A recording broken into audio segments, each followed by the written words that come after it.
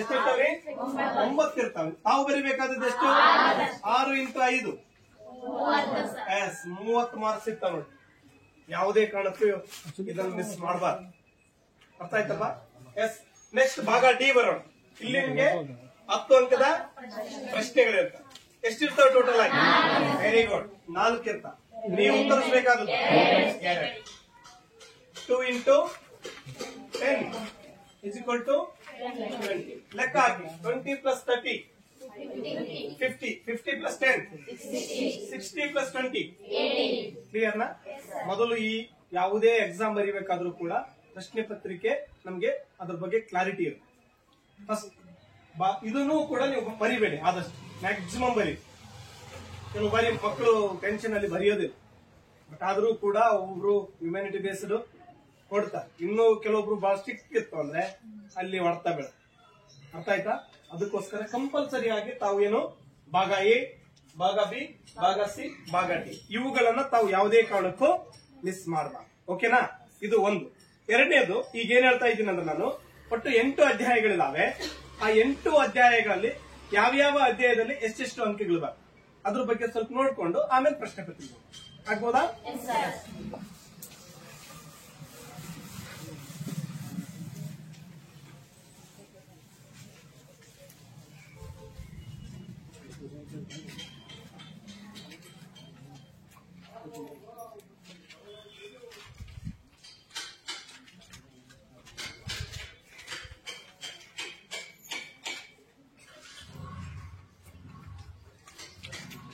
S.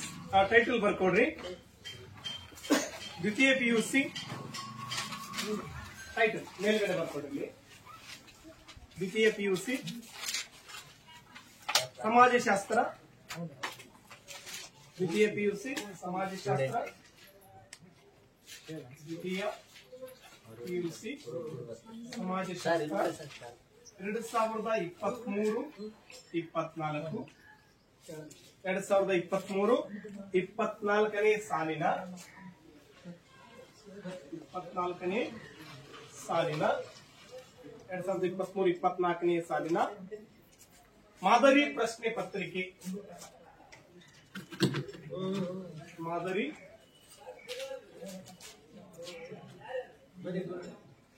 ಪ್ರಶ್ನೆ ಪತ್ರಿಕೆಯ ನೀಲಿನಕ್ಷೆ ಅಥವಾ ನೀಲನಕ್ಷೆ ಅಂತೇಳಿ ಕರೀತೀವಿ. ಏನ್ರಿ? ನೀಲನಕ್ಷೆ. ಬ್ಲೂ ಪ್ರಿಂಟ್ ಅಂತಾರೆ, ಕೇಳಿದಿರಾ? ಬ್ಲೂ ಪ್ರಿಂಟ್ ಬಗ್ಗೆ ನೋಡಿ. ಅಂದ್ರೆ ಫಸ್ಟ್ ಇದು ಟೈಟಲ್ ಬರ್ಕೊಂಡ್ರಾ?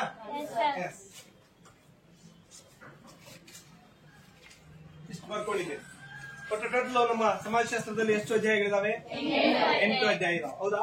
ಫಸ್ಟ್ ಗೆ ಇಲ್ಲಿ ಏನ್ ಬರೀಬೇಕಂದ್ರೆ ನೀವು ಅಧ್ಯಯನದ ಹೆಸರು, ಅಧ್ಯಯನದ ಹೆಸರು ಪೂರ್ತಿ ಬರ್ಕೊಡ್ರಿ ಅಥವಾ ಶಾರ್ಟ್ ಆಗಿ ಬರ್ಕೊಡ್ರಿ. ಮನೆಗೆ ಹೋಗ್ಬೇಕಾದ್ರೆ ನೀವು ಫುಲ್ಫಿಲ್ ಮಾಡ್ಕೊಡಿ ಅಧ್ಯಯನದ ಹೆಸರು. ಆಮೇಲೆ ನಿಮ್ಗೆ ಇಲ್ಲಿ ಏನು ಅಂತಂದ್ರೆ ಫಸ್ಟ್ ಬರೋದು ಇಲ್ಲಿ 1 ಅಂಕದ ಪ್ರಶ್ನೆಗಳು. 1 ಅಂಕದ ಪ್ರಶ್ನೆಗಳು. ಇದಾದ್ಮೇಲೆ 2 ಅಂಕದ ಪ್ರಶ್ನೆಗಳು. ಇದಾದ್ಮೇಲೆ 5 ಅಂಕ. ನೆಕ್ಸ್ಟ್ 10 ಅಂಕದ ಪ್ರಶ್ನೆ. ಓಕೆ? ಅಧ್ಯಾಯದ ಹೆಸರು, ಆಮೇಲೆ 1 ಅಂಕದ ಪ್ರಶ್ನೆಗಳು, 5 ಅಂಕ, ಮತ್ತೆ 1 ಅಂಕ, 2 ಅಂಕ, 5, 10. ಎಸ್. ಮೊದಲಿಗೆ ಇಲ್ಲಿ ಅಧ್ಯಾಯದ ಹೆಸರು ಬರೀರಿ. ಫಸ್ಟ್ನೇ ಚಾಪ್ಟರ್ ಏನಿದೆ? ಭಾರತೀಯ ಸಮಾಜದ ನಿರ್ಮಾಣ ಮತ್ತು ಜನಸಂಖ್ಯಾಶಾಸ್ತ್ರ. ಭಾರತೀಯ ಸಮಾಜದ ನಿರ್ಮಾಣ ಮತ್ತು ಜನಸಂಖ್ಯಾಶಾಸ್ತ್ರ. ಅದನ್ನ ಶಾರ್ಟ್ ಆಗಿ ತಾವು ಬರ್ಕೋಬಹುದು. ಏನು? ಭಾರತೀಯ ಸಮಾಜದ ನಿರ್ಮಾಣ ಮತ್ತು ಜನಸಂಖ್ಯಾಶಾಸ್ತ್ರ. ಎಸ್. ಇಲ್ಲಿ ಹೊಸ ಒಂದು ಬ್ಲೂ ಪ್ರಿಂಟ್, ಹೊಸ ಒಂದು ಪ್ರಶ್ನೆ ಪತ್ರಿಕೆಯ ಆಧಾರದ ಮೇಲೆ ನಾವು ನೀಲಿ ನಕ್ಷೆಯನ್ನು ನೋಡೋದಾದ್ರೆ 1ನೇ ಅಧ್ಯಾಯದಲ್ಲಿ ಈ 1ನೇ ಅಧ್ಯಾಯದಲ್ಲಿ 1 ಅಂಕದ ಎಷ್ಟು ಪ್ರಶ್ನೆಗಳು ಬರ್ತವೆ ಅದು ಬಹಳ ಇಂಪಾರ್ಟೆಂಟ್. ಎಷ್ಟು ಬರ್ತವೆ? 4 ಬರ್ತವೆ. Very good. ಎಷ್ಟು? 4. ನೆಕ್ಸ್ಟ್ 2 ಮಾರ್ಕ್ಸ್ ಎಷ್ಟು ಬರ್ತವೆ? 1 ಬರುತ್ತೆ. Very good. ನೆಕ್ಸ್ಟ್ 5 ಮಾರ್ಕ್ಸ್ ಇಂದು 5 ಮಾರ್ಕ್ಸ್ ಇಲ್ಲ, ಒಂದಿದೆ. ಇರ್ಲಿ 10 ಮಾರ್ಕ್ಸ್ ಇಂದು 1. ನಿಮಗೆ ಗೊತ್ತಿರ್ಲಿ 1ನೇ ಅಧ್ಯಾಯದಲ್ಲಿ ಒಟ್ಟು ಇಲ್ಲಿ ಎಷ್ಟು ಅಂಕಗಳ ಪ್ರಶ್ನೆ ಬರುತ್ತಂದ್ರೆ 21 ಅಂಕಗಳ ಪ್ರಶ್ನೆಗಳು ಬರ್ತಾವೆ. ಎಷ್ಟು ಬರ್ತಾವ್ರಿ? 21. ಕ್ಯಾಲ್ಕುಲೇಟ್ ಮಾಡೋಣ ಹಾಗಾದ್ರೆ. ನೋಡಿ, ಇದು 10 ಹೌದಾ? 10 ಪ್ಲಸ್ 5 15 ಪ್ಲಸ್ 2 ಸರ್, ಇಲ್ಲಿ 1 5 2 ಅನ್ನಕೈತಿರಲ್ಲ, ಎಷ್ಟು ಮಾರ್ಕ್ಸ್ ಇದು? ಎಷ್ಟಾಯ್ತ್ರಿ? 17 4 21 ಅಂಕಗಳ ಪ್ರಶ್ನೆಗಳು ಮೊದಲನೇ ಅಧ್ಯಾಯದಲ್ಲಿ ಬರ್ತಾವೆ. ಟೋಟಲ್ ಎಷ್ಟು? 21.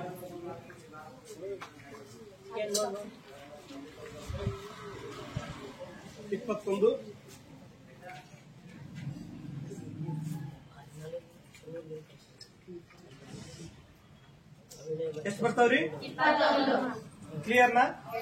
ನಮ್ಮ ಸಮಾಜಶಾಸ್ತ್ರದಲ್ಲಿ 2 ಚಾಪ್ಟರ್ ಓದ್ಕೊಂಡ್ರೆ ಸಾಕು, 42 ಅಂಕ ಪಡೀತು. ಹಾಗಾದ್ರೆ ಇನ್ನೊಂದು ಚಾಪ್ಟರ್ ಅಂದ್ರೆ ಎಷ್ಟು ಬರ್ತಾವೆ? Very good, very good, correct ಆಗಿ. 5ನೇ ಚಾಪ್ಟರ್ ಕೂಡ 21 ಅಂಕಗಳ ಪ್ರಶ್ನೆಗಳು ಬರ್ತವೆ. ಸರಿ, 1ನೇ ಚಾಪ್ಟರ್ ಕ್ಲಿಯರ್ನಾ? 2ನೇ ಚಾಪ್ಟರ್ ಹೋಗೋಣ. ಸೆಕೆಂಡ್ ಚಾಪ್ಟರ್ ಏನಿದೆ? ಯಾರು ಹೇಳ್ತೀರಾ? 2ನೇ ಚಾಪ್ಟರ್ ಸಾಮಾಜಿಕ ಅಸಮಾನತೆ ಮತ್ತು ಹೊರಗುಳಿಯುವಿಕೆ. ಹೌದಲ್ಲ? ಸಾಮಾಜಿಕ ಅಸಮಾನತೆ ಮತ್ತು ಹೊರಗುಳಿಯುವಿಕೆ. ಓಕೆನಾ? ಇಲ್ಲಿ ನಮ್ಗೆ 1 ಅಂಕದ ಎಷ್ಟು ಬರ್ತವೆ ಅಂದ್ರೆ 3 ಬರ್ತವೆ. ಎಷ್ಟು ಬರ್ತಾವ್ರಿ? 3. ಹಾಗಾದ್ರೆ 2 ಅಂಕದ್ದು 1, 5 ಅಂಕದ್ದು ಇಲ್ಲ ಅಂತ ಹೇಳಿದ್ರೆ 10 ಅಂಕದ್ದು 1. ಹಾಗಾದ್ರೆ ಒಟ್ಟು ಟೋಟಲ್ 10 ಪ್ಲಸ್ 2 12 3 15 ಅಂಕಗಳ ಪ್ರಶ್ನೆಗಳು ಬರ್ತಾವೆ. ಎಷ್ಟು ಬರ್ತಾವ್ರಿ? 15 ಅಂಕಗಳು. ಯಾವುದೇ ಅಧ್ಯಾಯದಲ್ಲಿ? 2ನೇ ಅಧ್ಯಾಯ. ನೆಕ್ಸ್ಟ್ 3ನೇ ಅಧ್ಯಾಯ, ಒಳಗೊಳ್ಳುವಿಕೆಯ ಕಾರ್ಯತಂತ್ರಗಳು.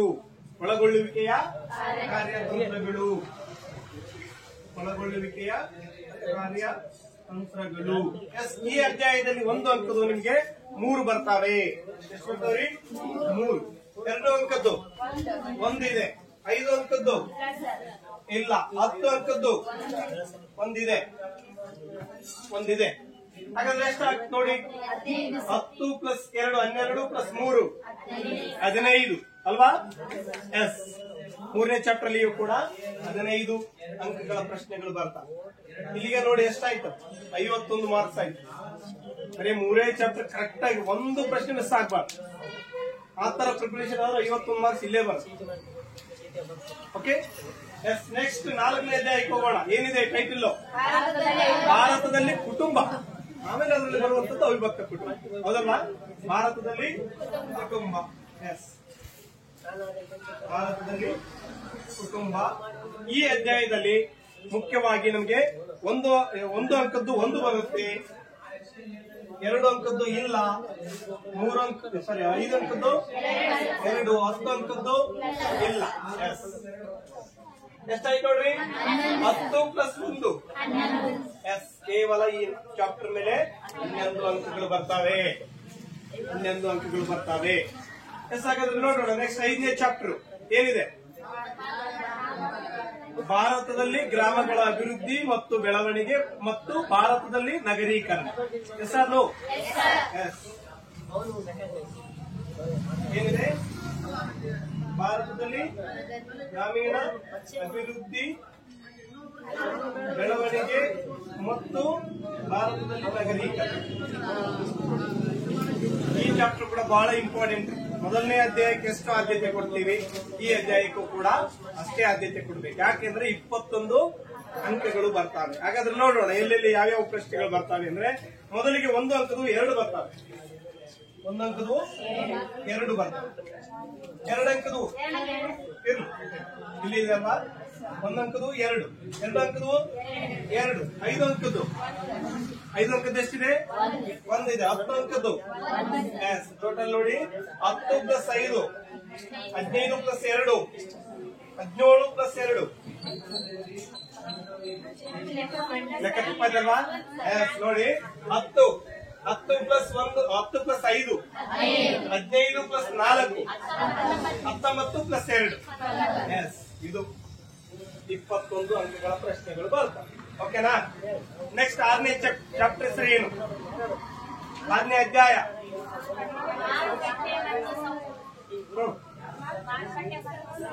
Very good. ಮಾರುಕಟ್ಟೆ ವ್ಯವಸ್ಥೆ ಮತ್ತು ಸಂವಹನ ವ್ಯವಸ್ಥೆಗಳು. ಹೌದಾ? ಎಸ್. 6ನೇ ಅಧ್ಯಾಯ ಮಾರುಕಟ್ಟೆ ವ್ಯವಸ್ಥೆ ಮತ್ತು ಸಂವಹನ ಮಾಧ್ಯಮಗಳು ಅಂತ ಅಥವಾ ವ್ಯವಸ್ಥೆಗಳು ಅಂತ ಆಗುತ್ತೆ. ಇಲ್ಲಿ ನೋಡಿ, ನಿಮಗೆ 1 ಅಂಕದ್ದು ಎಷ್ಟು ಬರ್ತಾವೆ ಇಲ್ಲಿ ನೋಡೋದಾದ್ರೆ, ಈ ಅಧ್ಯಾಯದಲ್ಲಿ 6ನೇ ಚಾಪ್ಟರ್ ಅಲ್ಲಿ ಅಲ್ವಾ 3 ಬರ್ತಾವ ನೋಡಿ. ಎಷ್ಟು ಬರ್ತಾವೆ? 3. ಓಕೆನಾ? 3 ಬರ್ತಾವೆ. ನೆಕ್ಸ್ಟ್ 2 ಅಂಕದ್ದು. ಎಸ್, 2 ಅಂಕದ್ದು ಇಲ್ಲಿ ಬರೋದು 6ನೇ ಚಾಪ್ಟರ್ ಅಲ್ಲಿ ಒಂದೇ ಒಂದು ಬರೋದು. ನೆಕ್ಸ್ಟ್ 5 ಅಂಕದ್ದು 2 ಬರ್ತಾವೆ. Very good. 10 ಅಂಕದ್ದು ಯಾಕೆ? Very good. ಇದು ಗೊತ್ತಿರಬೇಕು ಫಸ್ಟ್ ನಮ್ಗೆ. ಒಟ್ಟು ನಿಮ್ಗೆ 10 ಅಂಕದ್ದು ಎಷ್ಟು ಕೇಳ್ತಾರೆ ಅಂತ ಹೇಳಿ 4 ಬಂದ್ಬಿಟ್ಟವಲ್ಲ. ಇನ್ನು ಉಳಿದ ಚಾಪ್ಟರ್ ಅಲ್ಲಿ 10 ಅಂಕದ್ದು ಬರಲ್ಲ ಅನ್ನುವಂಥದ್ದು ಈ ಒಂದು ಮಾದರಿ ಪ್ರಶ್ನೆ ಪತ್ರಿಕೆ. ಇದು ಮಾಡೆಲ್ ಕ್ವಶನ್ ಪೇಪರ್. ಅರ್ಥ ಆಯ್ತಾ? ಬ್ಲೂ ಪ್ರಿಂಟ್, ಒಂದು ಕ್ವಶನ್ ಪೇಪರ್ ತೆಗಿಬೇಕಾದ್ರೆ ಒಂದು ಬ್ಲೂ ಪ್ರಿಂಟ್ ಅಂತ ಇರುತ್ತೆ. ಅದ್ರ ಪ್ರಕಾರ ನಾವು ಈಗಾಗಲೇ ಪೂರ್ವಸಿದ್ಧತಾ ಎಕ್ಸಾಮ್ ಕೂಡ ಎದುರಿಸಿದ್ದೀರಿ. ನೀವು ಆ ಕ್ವಶನ್ ಪೇಪರ್ ಇಟ್ಕೊಂಡು ನೋಡಿದಿರೋ ಇಲ್ವೋ ಗೊತ್ತಿಲ್ಲ. ಇದ್ರ ನೋಡೋಣ, ಬೇಕಾ ಟ್ಯಾಲಿ ಮಾಡೋಣ. ಆಮೇಲೆ ನಿಮ್ದು ಯಾವ್ದು ಕೊಪ್ಪಳ ಬರ್ತಲ್ಲ, ನಮ್ದು ರಾಯಚೂರು ಇದೆ, 2 ನೋಡಿಬಿಡು. ಅರ್ಥ ಆಯ್ತಲ್ವಾ? 2 ಹೆಲ್ಪ್. ಬಟ್ ನಿಮಗೆ ಗೊತ್ತಿರ್ಲಿ, ವಿಜಯನಗರದಿದೆ, ಮೈಸೂರು ಇದೆ, ಬೆಂಗಳೂರು ರೂರಲ್ ಇದೆ, ಮೈಸೂರು, ಗದಗ್ ಎಲ್ಲವೂ ಕ್ವಶನ್ ಪೇಪರ್ ಇದೆ. ಅವೆಲ್ಲವುಗಳನ್ನ ತಾವೇನಾದ್ರೂ ಸುಮ್ನೆ ನೋಡಿದ್ರೆ ಸಾಕು, 1 ಅಂಕದ್ದು ಮಿಸ್ ಆಗ ಚಾನ್ಸೇ ಇಲ್ಲ. 5 ಅಂಕದ್ದು ಉಲ್ಟಾ ಪಲ್ಟ ಏನ್ ಮಾಡಿದ್ರು ಅವನ್ನೇ ಕೇಳಿದ್ರು. 2 ಕ್ವಶನ್ ಪೇಪರ್ ಚೆನ್ನಾಗಿ ಬಿಡಿಸಿದ್ರೆ ಸಾಕು, ಒಂದು 50 ರಿಂದ 60 ಅಂಕಗಳನ್ನ ತಾವು ಗಳಿಸ್ಬೋದು. ಚೆನ್ನಾಗಿ ಓದ್ಕೊಳ್ಬೇಕು. ಫಸ್ಟ್ ಏನ್ ಕೇಳಿದಾರೆ, ಏನ್ ಕೇಳಬಹುದು. ಓಕೆ, ಇಲ್ಲಿ 10 ಅಂಕದ್ದು ಇಲ್ಲ. ಹಾಗಾದ್ರೆ ಎಷ್ಟು ಅಂಕ ಆಯ್ತು ಇಲ್ಲಿ? S, 10 plus 2 12, 12 3 15. ಎಸ್, ಎಷ್ಟು ಇಲ್ಲಿಗ ಎಷ್ಟು ಚಾಪ್ಟರ್ ಆದವು? ನೆಕ್ಸ್ಟ್ 7ನೇ ಚಾಪ್ಟರ್ ಯಾವ್ದ್ರಿ? ಭಾರತದಲ್ಲಿ ಸಾಮಾಜಿಕ ಚಳುವಳಿಗಳು, ಅಥವಾ ಟೈಟಲ್ ಸಾಮಾಜಿಕ ಚಳುವಳಿ ಅಂತಾನೆ. ಎಸ್, ಸಾಮಾಜಿಕ ಚಳುವಳಿ. ಎಸ್, ಈ ಅಧ್ಯಾಯದಲ್ಲಿ ನಾವು ನೋಡೋದಾದ್ರೆ 1 ಅಂಕದ್ದು 3 ಬರ್ತವೆ. 1 ಅಂಕದ ಎಷ್ಟ್ರಿ? 3. 2 ಅಂಕದ್ದು 1 ಇದೆ, 1. 5 ಅಂಕದ್ದು 2 ಇದಾವೆ. 10 ಅಂಕದ್ದು ಇಲ್ಲ. ಹಾಗಾದ್ರೆ 10 ಪ್ಲಸ್ 2 12 ಪ್ಲಸ್ 3 15 ಅಂಕಗಳು ಇಲ್ಲಿ 7ನೇ ಅಧ್ಯಾಯದಲ್ಲಿ ಬರ್ತದೆ. Okay, next and last chapter 8ನೇ. ಭಾರತದಲ್ಲಿ ಸಾಮಾಜಿಕ ಪರಿವರ್ತನೆ. ಭಾರತದಲ್ಲಿ ಸಾಮಾಜಿಕ ಪರಿವರ್ತನೆ. ಹೌದಾ? ಇಲ್ಲಿ ನಿಮ್ಗೆ ಗೊತ್ತಿರ್ಲಿ, ಬಹಳ ಅಂಕಗಳು ಬರಲ್ಲ. ಇಲ್ಲಿ ಬರೋದು ಕೇವಲ 10 ಅಂಕಗಳು ಮಾತ್ರ. Very good. ಎಷ್ಟು? 10 ಅಂಕಗಳು. ಬಟ್ ಆದ್ರೆ 1 ಮಾರ್ಕ್ಸ್ ನಿಮ್ ಕಡೆ ಇದ್ದಂಗ ಅಂತ ನನ್ನ ಅನಿಸಿಕೆ. 1 ಮಾರ್ಕ್ಸ್, ಒಂದು 5 ಕಾನ್ಸೆಪ್ಟ್ ಬರ್ತವೆ. ಆ 5 ಕಾನ್ಸೆಪ್ಟ್ ಯಾರು ಹೇಳ್ಯಾರ ಅಂತ ನೆನ್ಪಿಟ್ಕೊಂಡ್ರೆ ಸಾಕು, ಒಂದು ಫಿಕ್ಸ್. ಯಾವ್ಯಾವು? ಫಸ್ಟ್ ಒನ್ ಸಂಸ್ಕೃತಾನುಕರಣ. ಯಾರ್ದು ಇದು ಕಾನ್ಸೆಪ್ಟ್? Very good. 2ನೇದು ಪಾಶ್ಚಾತ್ಯೀಕರಣ. ಇದು ಕೂಡ MN ಶ್ರೀನಿವಾಸ್. ನೆಕ್ಸ್ಟ್ ಆಧುನೀಕರಣ. Very good, Daniel Lerner. ಜಾಗತೀಕರಣ, Theodore Levitt. And another one ಜಾಗತಿಕ ಸ್ಥಳೀಕರಣ. ಇದು ಯಾರ್ದು? Yes, Ronald Robertson. Ronald Robertson. ನನಗನ್ಸುತ್ತೆ, ನನ್ನ ಒಂದು ಹೈಪೋಥಿಸಿಸ್ ಪ್ರಕಾರ ಈ 5ರಲ್ಲಿ ಒಂದು ಫಿಕ್ಸ್ ಬರಬಹುದು. 99% ಬರುತ್ತೆ, ಇನ್ನೊಂದು % ಬರಲಿ. ಯಾಕಂದ್ರೆ ವರ್ಕ್ ಅಂತ ಹೇಳಿದ್ರಲ್ರಿ, 99 ಹೇಳಿ, ಇನ್ನೊಂದು % ಬರ್ಲಿಕ್ಕೆ. ಬಟ್ ನಾವು ಎಲ್ಲಾ ಕ್ವಶನ್ ಪೇಪರ್ ನೋಡಿದೀವಿ, ಒಂದು ಕ್ವಶನ್ ಇದು ಇರುತ್ತೆ. ಈ 5ರಲ್ಲಿ 1. ಹೀಗಾಗಿ ಆ 5 ಪ್ರಶ್ನೆಗಳಿಗೂ ಉತ್ತರಗಳು ನಿಮ್ಗೆ ಗೊತ್ತಿರಬೇಕು. 4 ಗೊತ್ತಿಲ್ಲ. ಲಾಸ್ಟ್ ಒನ್ ಜಾಗತಿಕ ಸ್ಥಳೀಕರಣ. ಅದನ್ನೊಂದು ನೋಡ್ಕೊಂಡ್ಬಿಡಿ. Ronald Robertson. ಇಲ್ಲಿ 1 ಮಾರ್ಕ್ಸ್ ಸಿಕ್ಬಿಡು. ಹಾಗಾದ್ರೆ ನೀವು ಹೆಚ್ಚು ಕಡಿಮೆ 79 ಮಾರ್ಕ್ಸ್ಗೆ ಎಕ್ಸಾಮ್ ಬರ್ತದೆ. ಒಂದು ಗೊತ್ತಾಗ್ಬಿಡತ್ತಂತ ಅನ್ಕೋಬೇಕು ನಾವು. Think positive. ಅರ್ಥ ಆಯ್ತಲ್ವಾ? ಪಾಸಿಟಿವ್ ಇರ್ಬೇಕು. ನಾನು ಓದಿದ್ದು ಬರ್ತಾವ ಇಲ್ವಾ ಬಿಟ್ಟ, ಓದಿದ್ದು ಬರ್ಲಿಲ್ಲ ಅಂದ್ರೂ ಕೂಡ ನಾನು ಪಾಠ ಕೇಳಿದ ಬಂದಿರುತ್ತಾ, ಬರಿಬೇಕಷ್ಟೆ. ಅರ್ಥ ಆಯ್ತಾ? ಚೆನ್ನಾಗಿ ಬರಿ.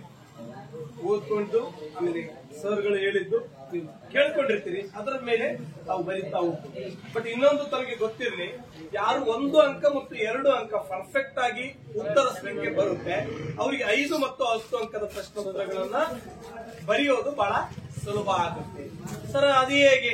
1 ಅಂಕ 2 ಅಂಕ ಮತ್ತೆ 5 ಅಂಕ 10 ಅಂಕ ಹೌದಲ್ವಾ? ಹೇಗೆ ಅಂತಂದ್ರೆ ಬಹಳ ಸಿಂಪಲ್ ಆಗಿ ಹೇಳ್ತೀನಿ. ಡಾಕ್ಟರ್ ಬಿ ಆರ್ ಅಂಬೇಡ್ಕರ್ ಗೊತ್ತಲ್ವಾ ತಮ್ಗೆ? ಅಂಬೇಡ್ಕರ್ ಬಗ್ಗೆ ಸ್ವಲ್ಪ ಒಂದಿಷ್ಟಾದ್ರೂ ಮಾಹಿತಿ ನಿಮ್ಗಿದೆ ಹೌದಾ? ಈಗ ನಮ್ಮ ಪಠ್ಯಕ್ರಮದಲ್ಲಿ ಬರುವ ಹಾಗೆ 10 ಮಾರ್ಕ್ಸ್ಗೊಂದು ಪ್ರಶ್ನೆ ಬರಬಹುದು. ಏನು? ಅಸ್ಪೃಶ್ಯತೆಯ ನಿವಾರಣೆಯಲ್ಲಿ ಗಾಂಧೀಜಿ ಮತ್ತು ಅಂಬೇಡ್ಕರ್ ಅವರ ಪಾತ್ರ ಹೌದಾ? ಅಂಬೇಡ್ಕರ್ ಅವರ ಬಗ್ಗೆ ಈ ಅಧ್ಯಾಯದಲ್ಲಿ ತಮಗೆ ಏನೇನು ಗೊತ್ತಿದಾವೆ? 1 ಅಂಕದ ಪ್ರಶ್ನೆ. 1 ಅಂಕದ ಮೂಕನಾಯಕ ಪತ್ರಿಕೆಯನ್ನ ಪ್ರಾರಂಭಿಸಿದವರು ಯಾರು? ಬಹಿಷ್ಕೃತ ಹಿತಕಾರಣಿ ಸಭಾ. ಮತ್ತೆ ಶಿಕ್ಷಣ ಸಂಘಟನೆ ಹೋರಾಟ. ಶಿಕ್ಷಣ ಸಂಘಟನೆ ಹೋರಾಟ. ಮತ್ತೆ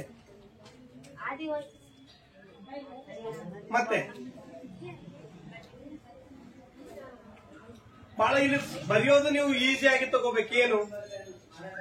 ಬಾಬಾ ಸಾಹೇಬ್ ಎಂದೇ ಪ್ರಸಿದ್ಧರಾದ ಡಾಕ್ಟರ್ ಬಿ ಆರ್ ಅಂಬೇಡ್ಕರ್ ಅವರು ದಲಿತರ ಏಳಿಗೆಗಾಗಿ ಹಗಲಿರುಳು ಶ್ರಮಿಸಿದರು. ಇವರು ಮೂಕನಾಯಕ ಅನ್ನುವಂತ ಪತ್ರಿಕೆಯನ್ನ ಪ್ರಾರಂಭಿಸಿದರು. ಜೊತೆಗೆ ಬಹಿಷ್ಕೃತ ಹಿತಕಾರಣಿ ಸಭಾ ಹೌದಾ? ಬಹಿಷ್ಕೃತ ಹಿತಕಾರಣಿ ಸಭಾ ಅನ್ನುವಂತ ಒಂದು ಸಂಘವನ್ನ ಕಟ್ಟಿಕೊಂಡು ದಲಿತರ ಜಾಗೃತಿಯನ್ನು ಮೂಡಿಸಲಿಕ್ಕೆ ಪ್ರಯತ್ನಿಸಿದರು. ಜೊತೆಗೆ ಅಲ್ಲಿ ದಲಿತರಿಗೆ ಏನ್ ಹೇಳ್ತಾರೆ ಅಂದ್ರೆ ಶಿಕ್ಷಿತರಾಗ್ರಿ, ಆಮೇಲೆ ಸಂಘಟಿತರಾಗ್ರಿ, ಹೋರಾಟ ಮಾಡಿ. ಶಿಕ್ಷಣ ಸಂಘಟನೆ ಹೋರಾಟ ಹೌದಾ? ಇವುಗಳನ್ನ ಮತ್ತೆ ಇನ್ನೊಂದು ಪಂಚಸೂತ್ರಗಳು ಸ್ವಗೌರವ, ಸ್ವಾಭಿಮಾನ, ಸ್ವ ಏಳಿಗೆ, ಸ್ವಘನತೆ, ಸ್ವಾವಲಂಬನೆ. ಇವುಗಳನ್ನ ತಾವು ಅವು ಬರೀತೀರಿ, ನೀವು ಬರೆಯೋದು. ಬಟ್ ಇವುಗಳನ್ನ ಪೆನ್ಸಿಲ್ ತಾವೇನ್ ಮಾಡ್ಬೇಕು? ಅಂಡರ್ಲೈನ್ ಮಾಡ್ಬೇಕು. ನಮಗೆ ಮೇನ್ ಫೋಕಸ್ ಈ ಪಾಯಿಂಟ್ಸ್ ಗಳು ಅದರಲ್ಲಿ ಇರಬೇಕು. ಅರ್ಥ ಆಯ್ತಲ್ವಾ? ನೀವು ಬರೀರಿ. ಕಾಮನ್ ಆಗಿ ಅಂಬೇಡ್ಕರ್ ಅವರ ಬಗ್ಗೆ ಏನ್ ಗೊತ್ತು? ಅಂಬೇಡ್ಕರ್ ಅವರು ಮಹಾರ್ ಜಾತಿಯಲ್ಲಿ ಜನಿಸಿದ್ರು ಹೌದಾ? ಅಂಬೇಡ್ಕರ್ ಅವರು ನಿಮ್ಮದೇ ಯಾವ್ದಾದ ರೀತಿಯಲ್ಲಿ ನೀವು ಬರೀತಾರೆ. ಬಟ್ ಆದ್ರೆ ಸ್ಪೆಸಿಫಿಕ್ ಆಗಿ ಈ ಪಾಯಿಂಟ್ಸ್ ಗಳನ್ನ ಅಲ್ಲಿ ಹೈಲೈಟ್ ಮಾಡ್ಬೇಕು. ಹಂಗಂತೇಳಿ ಮತ್ತೆ ನೀವು ಏನು ಬೇರೆ ಪೆನ್ ಯೂಸ್ ಮಾಡೋದು ಬೇಡ, ಓನ್ಲಿ ಪೆನ್ಸಿಲ್. ಓಕೆ, ಇವುಗಳನ್ನ ತಾವು ಅಂಡರ್ಲೈನ್ ಮಾಡಿದ್ರೆ ಒಳ್ಳೆ ಅಂಕಗಳನ್ನ ಗಳಿಸ್ತಾರೆ. ಎಸ್ ಎಲ್ಲಿ ಮಾಡ್ತಾರೆ? ನಾಗ್ಪುರದಲ್ಲಿ ಮಾಡ್ತಾರೆ ಹೌದಲ್ವಾ? ಅದನ್ನು ಮೆನ್ಷನ್ ಮಾಡಬಹುದು.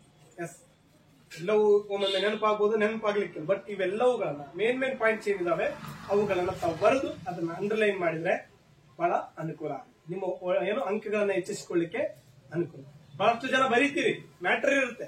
ಬಟ್ ವ್ಯಾಲ್ಯೂಯೇಟರ್ ಮಾಡ್ರಿಗೆ ಅದು ಕ್ಲೀನ್ ಆಗಿ ಕಾಣ್ಬೇಕಂದ್ರೆ ನೀವು ಅದನ್ನ ಏನ್ ಮಾಡ್ಬೇಕು? ಅಂಡರ್ಲೈನ್ ಮಾಡಿ. ಅರ್ಥ ಆಯ್ತಾ? ಮತ್ತೆ ಬಹಳ ಜೋರಾಗಿನೂ ಬೇಕಾಗಿರುತ್ತೆ, ಸಿಂಪಲ್ ಆಗಿ ಬಹಳ ಸರಳವಾಗಿರ್ಬೇಕು. ಆಮೇಲೆ first impression is A best impression. ಮೊದಲಿಗೆ ಏನು ನೀವು ಬರೀಲಿಕ್ಕೆ ಪ್ರಾರಂಭ ಮಾಡ್ತೀರಿ ಆವಾಗ ದಯವಿಟ್ಟು ಅದನ್ನ ಅಳಿಸ್ಲಿಕ್ಕೆ ಹೋಗ್ಬೇಡಿ. 1 ಬಾರಿ ಅಲ್ಲ 2 ಬಾರಿ ಆದ್ರೂ ವಿಚಾರ ಮಾಡಿ ಅಲ್ಲಿ ಏನ್ ಮಾಡ್ರಿ ನೀವು ಉತ್ತರಿಸಲಿಕ್ಕೆ ಪ್ರಯತ್ನ ಮಾಡಿ. ಆಮೇಲೆ ಅದನ್ನ ಯಾವ ತರ ಬರಿಬೇಕು ಅನ್ನೋದು ಇಂಪಾರ್ಟೆಂಟ್. ಒಂದನೇದ್ರಾಗ ಈಗ ಒಂದು ಕ್ವಶನ್ ಇದೆ, ಏನು? ಹಸಿರು ಕ್ರಾಂತಿಯ ಪಿತಾಮಹ ಯಾರು? MS ಸ್ವಾಮಿನಾಥನ್. ಆಪ್ಷನ್ ಡಿ ಇತ್ತು ಅಂದ್ರೆ, ಅದು 5ನೇ ಪ್ರಶ್ನೆ ಇತ್ತು ಅಂದ್ರೆ 5D MS ಸ್ವಾಮಿನಾಥನ್ ಅಂತ ಬರೀತೀವಿ. ನೀವು ಡಿ ಎಗರಿಸಬಾರ್ದು. ಮತ್ತೆ ಅರ್ಥ ಆಯ್ತಲ್ಲ? ಕಂಪಲ್ಸರಿ ಬರಿಬೇಕು. ಅವೆಲ್ಲ ರೂಲ್ಸ್ ಏನಿದಾವೆ ಅವುಗಳನ್ನ ನಾವು ಪಾಲನೆ ಮಾಡಲೇಬೇಕು. ಫಸ್ಟ್ ಯಾವುದು? ಭಾಗ ಎ, ಭಾಗ ಬಿ ಆಗಿರ್ಬೋದು. ಮತ್ತೆ ನಿಮ್ಗೆ 4 ಬರ್ತಾವ ಪ್ರಶ್ನೆದಲ್ಲಿ 4 ಬರೋದು ಭಾಗ ಎ 4 ಅಂತ ಬರೀರಿ.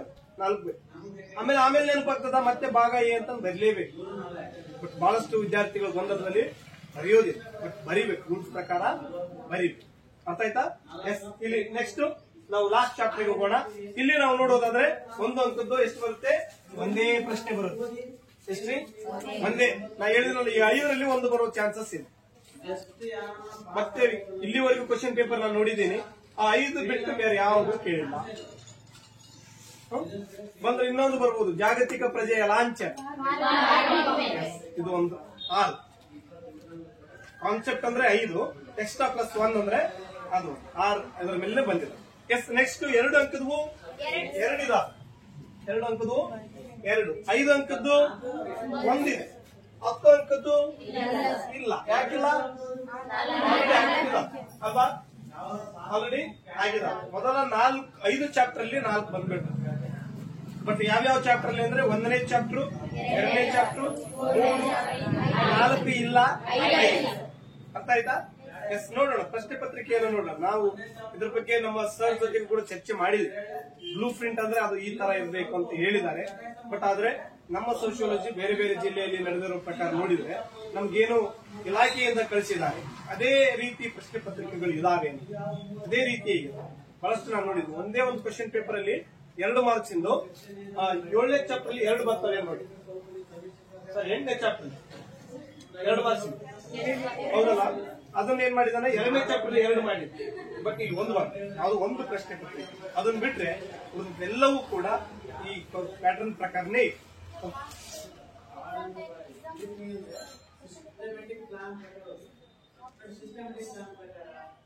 ಯಾವ್ದು ನೋಡ್ರಿ.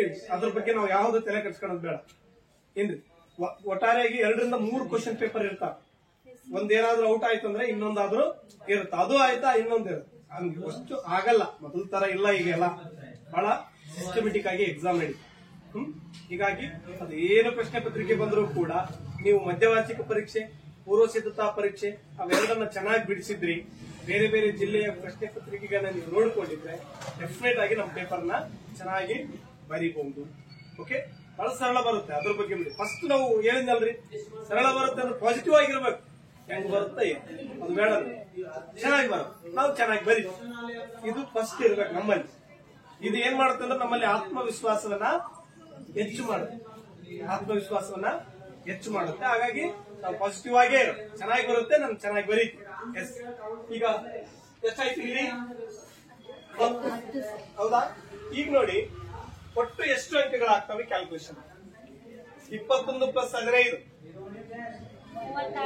36 ಪ್ಲಸ್ 15 51 51 12 62 21 83 83 ಪ್ಲಸ್ 15 98 98 ಪ್ಲಸ್ 15 98 15 113 ನೋಡಿ 113 ಪ್ಲಸ್ 10 123. ನಾನು ಹೇಳಿದ್ದೀನಿ ನಿಮಗೆ ಒಟ್ಟು ಎಷ್ಟು ಅಂಕಗಳ ಪ್ರಶ್ನೆಗೆ ಇರ್ತವೆ? 123 ಅಂಕಗಳನ್ನ ಒಳಗೊಂಡಿರುವಂತ ಪ್ರಶ್ನೆಗೆ ಇರ್ತವೆ. ಬಟ್ ನೀವು ಬರೀಬೇಕಾದದ್ದು 80. ಎಕ್ಸ್ಟ್ರಾ 43 ಅಂಕಗಳು ಇರ್ತಾವ. ಅದ್ರ ಬಗ್ಗೆ ಜಾಸ್ತಿ ಏನು ಟೆನ್ಷನ್ ಆಗೋದು ಬೇಕಾಗಿಲ್ಲ. ನಾನು ಹೇಳಿದ್ರೆ 1 ಅಂಕದಾಗ ಮಾತ್ರ ನೀವು ಪರ್ಫೆಕ್ಟ್ ಆಗಿ ಮಾಡಿದ್ರಿ, 2 ಅಂಕದ್ದು ಈಸಿ ಇದಾವೆ, 5 ಮತ್ತೆ 10. ಬಟ್ ಆಮೇಲೆ ನಿಮ್ಗೆ ಯಾವ ಪ್ರಶ್ನೆಗಳಿಗೆ ಉತ್ತರಿಸಬೇಕು ಅನ್ನೋದು ಬಹಳ ಇಂಪಾರ್ಟೆಂಟ್. ಎಲ್ಲಿಂದ ಇಲ್ಲಿ 1 ಅಂಕದಲ್ಲಿ ಮತ್ತೆ 2 ಅಂಕದಲ್ಲಿ 5 ಅಂಕ 10 ಯಾವ ಪ್ರಶ್ನೆಗಳಿಗೆ ಉತ್ತರಿಸಬೇಕು. ಇಲ್ಲಿ ಏನಪ್ಪಾ ಅಂತಂದ್ರೆ 2 ಅಂಕದಲ್ಲಿ ನಾವು ನೋಡೋಣ. ಆಮೇಲೆ ಬಹಳ ಸರಳವಾಗಿರುವಂತ ಪ್ರಶ್ನೆಗಳಿಗೆ ಉತ್ತರಿಸಬೇಕು. ಎಂದರೇನು ಅಂತ ಇರಬಹುದು. ರಾಷ್ಟ್ರೀಯ ಭಾವೈಕ್ಯತೆಯನ್ನ ವ್ಯಾಖ್ಯಾನಿಸಿ ಅಂತ ನೋಡುತ್ತೆ ಪ್ರಶ್ನೆ. ಹೌದಾ? ಕೆಲವೊಬ್ಬರಿಗೆ ಗೊತ್ತಿರುತ್ತೆ, ಕೆಲವೊಬ್ಬರಿಗೆ ಗೊತ್ತಿರುತ್ತೆ. ವಾಕ್ಯವನ್ನ ಬರಿಬೇಕು ಅಂದ್ರೆ ಯಾವುದಾದ್ರೂ ಒಬ್ಬ ವ್ಯಕ್ತಿ ಹೇಳಿರುವಂತಹದ್ದಾಗಿರ್ಬೇಕು, ಇಲ್ಲ ಸಂಸ್ಥೆ ಹೇಳಿದ್ದಾಗಿರ್ಬೇಕು, ಇಲ್ಲ ಶಬ್ದಕೋಶ ಹೇಳಿರೋದು ಇರ್ಬೋದು. ಸಾಮಾನ್ಯವಾಗಿ ಅಂತಲೂ ತಾವು ಮೆನ್ಷನ್ ಮಾಡಬಹುದು. ಒಮ್ಮೊಮ್ಮೆ ಎಲ್ಲಾ ಟೈಮಲ್ಲಿ ಬರಲ್ಲ, ಇದೆ ಸಾಮಾನ್ಯವಾಗಿ ಅಂತಲೂ ಟೆಕ್ಸ್ಟ್ ಬುಕ್ ಅಲ್ಲಿ ಕೊಟ್ಟಿದ್ದಾರೆ. ಬಟ್ ಆದ್ರೆ ವಾಕ್ಯಗಳನ್ನ ಬರಿಬೇಕಾದ್ರೆ ಯುನೈಟೆಡ್ ಕ್ರಮದಲ್ಲಿ ಬರಿಬೇಕು. ಪರ್ಫೆಕ್ಟ್ ಗೊತ್ತಿಲ್ಲ. ಇವೆಲ್ಲವೂ ಇದು ಮಾಡೋದಕ್ಕಿಂತ ಬಹಳ ಸುಲಭವಾಗಿ ಅಂತಂದ್ರೆ ಕೆಲವು ಪ್ರಶ್ನೆ ಇರ್ತವೆ. ಹೆಂಗೆ? ಕರ್ನಾಟಕದ 2 ಪ್ರಬಲ ಜಾತಿಗಳನ್ನ ಹೆಸರಿಸಿ. ಇವುಗಳನ್ನ ಯಾವುದೇ ಕಾರಣಕ್ಕೂ ಬಿಡೋದು. ಯಾವುದಾದರೂ 2 ಸಾಮಾಜಿಕ ಜಾಲತಾಣಗಳನ್ನ ಹೆಸರಿಸಿ. ಫೇಸ್ಬುಕ್, ಹೌದಾ? ಇವುಗಳನ್ನ ಏನು ಸಾಮಾಜಿಕ ಜಾಲತಾಣಗಳಂತ ಬರುತ್ತೆ ನೋಡ್ರಿ. SNS ಕೇಳಿದ್ರ? ಸೋಷಿಯಲ್ ನೆಟ್ವರ್ಕ್ ಸೈಟ್ಸ್ ಅಂತ. ಸೋಷಿಯಲ್ ನೆಟ್ವರ್ಕ್ ಸೈಟ್ಸ್ ಅಂತವುಗಳನ್ನು ತಾವು, ಅಥವಾ ಯಾವುದಾದ್ರೂ 2 ಬಹುರಾಷ್ಟ್ರೀಯ ಕಂಪನಿಗಳನ್ನು ಹೆಸರಿಸಿ. ಅವಿಭಕ್ತ ಕುಟುಂಬದ 2 ಏನು ಲಕ್ಷಣಗಳನ್ನು ತಿಳಿಸಿ. 2 ಅಂತ ಏನ್ ಕೇಳ್ತಾರಲ್ಲ, ಮೊದಲು 5 ತಕೊಳ್ಳುತ್ತೆ ಅದರಲ್ಲಿ. ಯಾಕಂದ್ರೆ ನಿಮ್ಗೆ ವಿತಿನ್ ಏನು 30 ಸೆಕೆಂಡ್ ಅಲ್ಲಿ 1 ಅಥವಾ 2 ಬರೀಬಹುದು ಆ ಪಾಯಿಂಟ್ಸ್. ಒಕ್ಕಲಿಗ ಮತ್ತು ಲಿಂಗಾಯತ ಬರ್ಲಿಕ್ಕೆ 1 ನಿಮಿಷ ಬೇಕಾಗಲ್ಲ ಅಂತ ಅನ್ಸುತ್ತೆ. ಬರೀ 30 ಸೆಕೆಂಡ್ ಬರೀಬಹುದು. ಹೌದಾ? ಎರಡನೇದ್ದು ಇನ್ನೊಂದು ಬರುತ್ತೆ, ಏನು ಭಾರತೀಯ ಸಾಮಾಜಿಕ, ಅದು ಓಕೆ. ಯಾವುದಾದರೂ 2 ಭಾರತದ ಸಾಮಾಜಿಕ ಚಳುವಳಿಗಳನ್ನ ಹೆಸರಿಸಿ. ಮತ್ತೆ ಮಹಿಳಾ ಅಕ್ಷರ.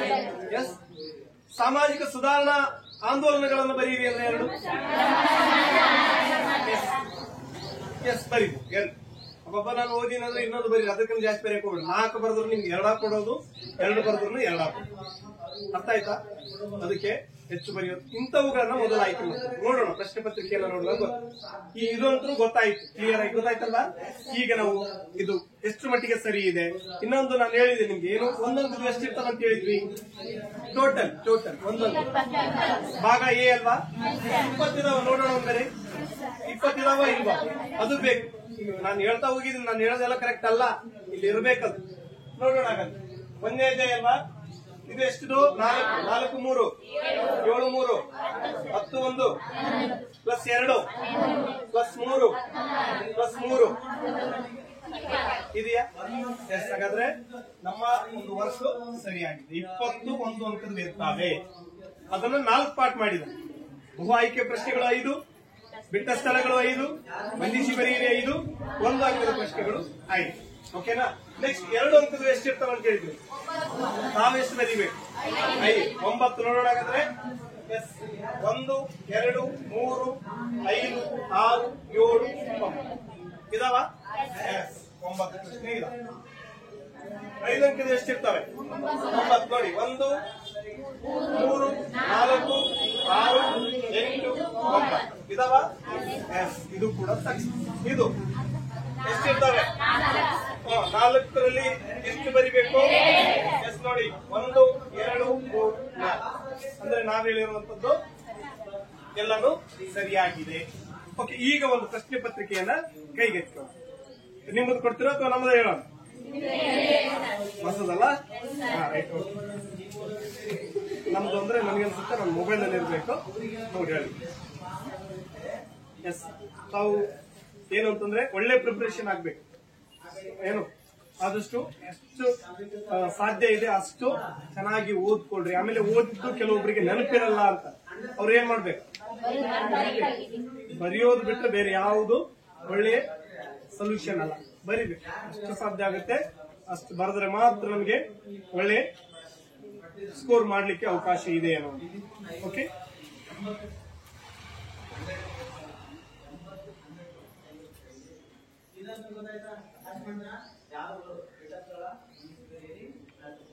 ಇಲ್ಲಿ ಸೆಕ್ಷನ್ ಏನಾಗ ನೀವೇನ್ ಮಾಡ್ತಂದ್ರೆ ಎಲ್ಲ ಜಾಬ್ ನೋಡ್ತಾ ಇದ್ದೀನಿ. ಒಂದು ನಿಮಿಷ. ಆ ಬೋರ್ಡ್ ಆಮೇಲೆ ಬಿಚ್ಕೊಂಡು ಒಂದ್ ತಗರಮ್ಮ ಕೊಡ್ತು. ಬೋರ್ಡ್ ಓದಕತ್ತಿರಲ್ಲ, ಆಮೇಲೆ ಅದು ಯಾವ ಬೋರ್ಡ್ ಬೇಕೋ ತಗೊಂಡ್ಬಿಡೋದು. ನೋಡ್ರಿ ಬೇಕಾದ್ರೆ ಇವೆಲ್ಲವುಗಳು ಅದ್ರಲ್ಲಿ ಕರೆಕ್ಟ್ ಆಗಿ ಮ್ಯಾಚ್ ಮಾಡಿದಾರ ಇಲ್ವ ಅಂತಾನು ನೋಡ್ಬೋದು. ಬಟ್ ಆದ್ರೆ ಬ್ಲೂ ಪ್ರಿಂಟ್ ಪ್ರಕಾರ ಒಬ್ಬ ಟೀಚರ್ ಅಥವಾ ಉಪನ್ಯಾಸಕರು ಕ್ವಶನ್ ಪೇಪರ್ ತೆಗಿತಾ ಇದ್ದಾರೆ ಅಂದ್ರೆ ಅದಕ್ಕೊಂದು ಬ್ಲೂ ಪ್ರಿಂಟ್ ಹಾಕೊಳ್ಳೇದು.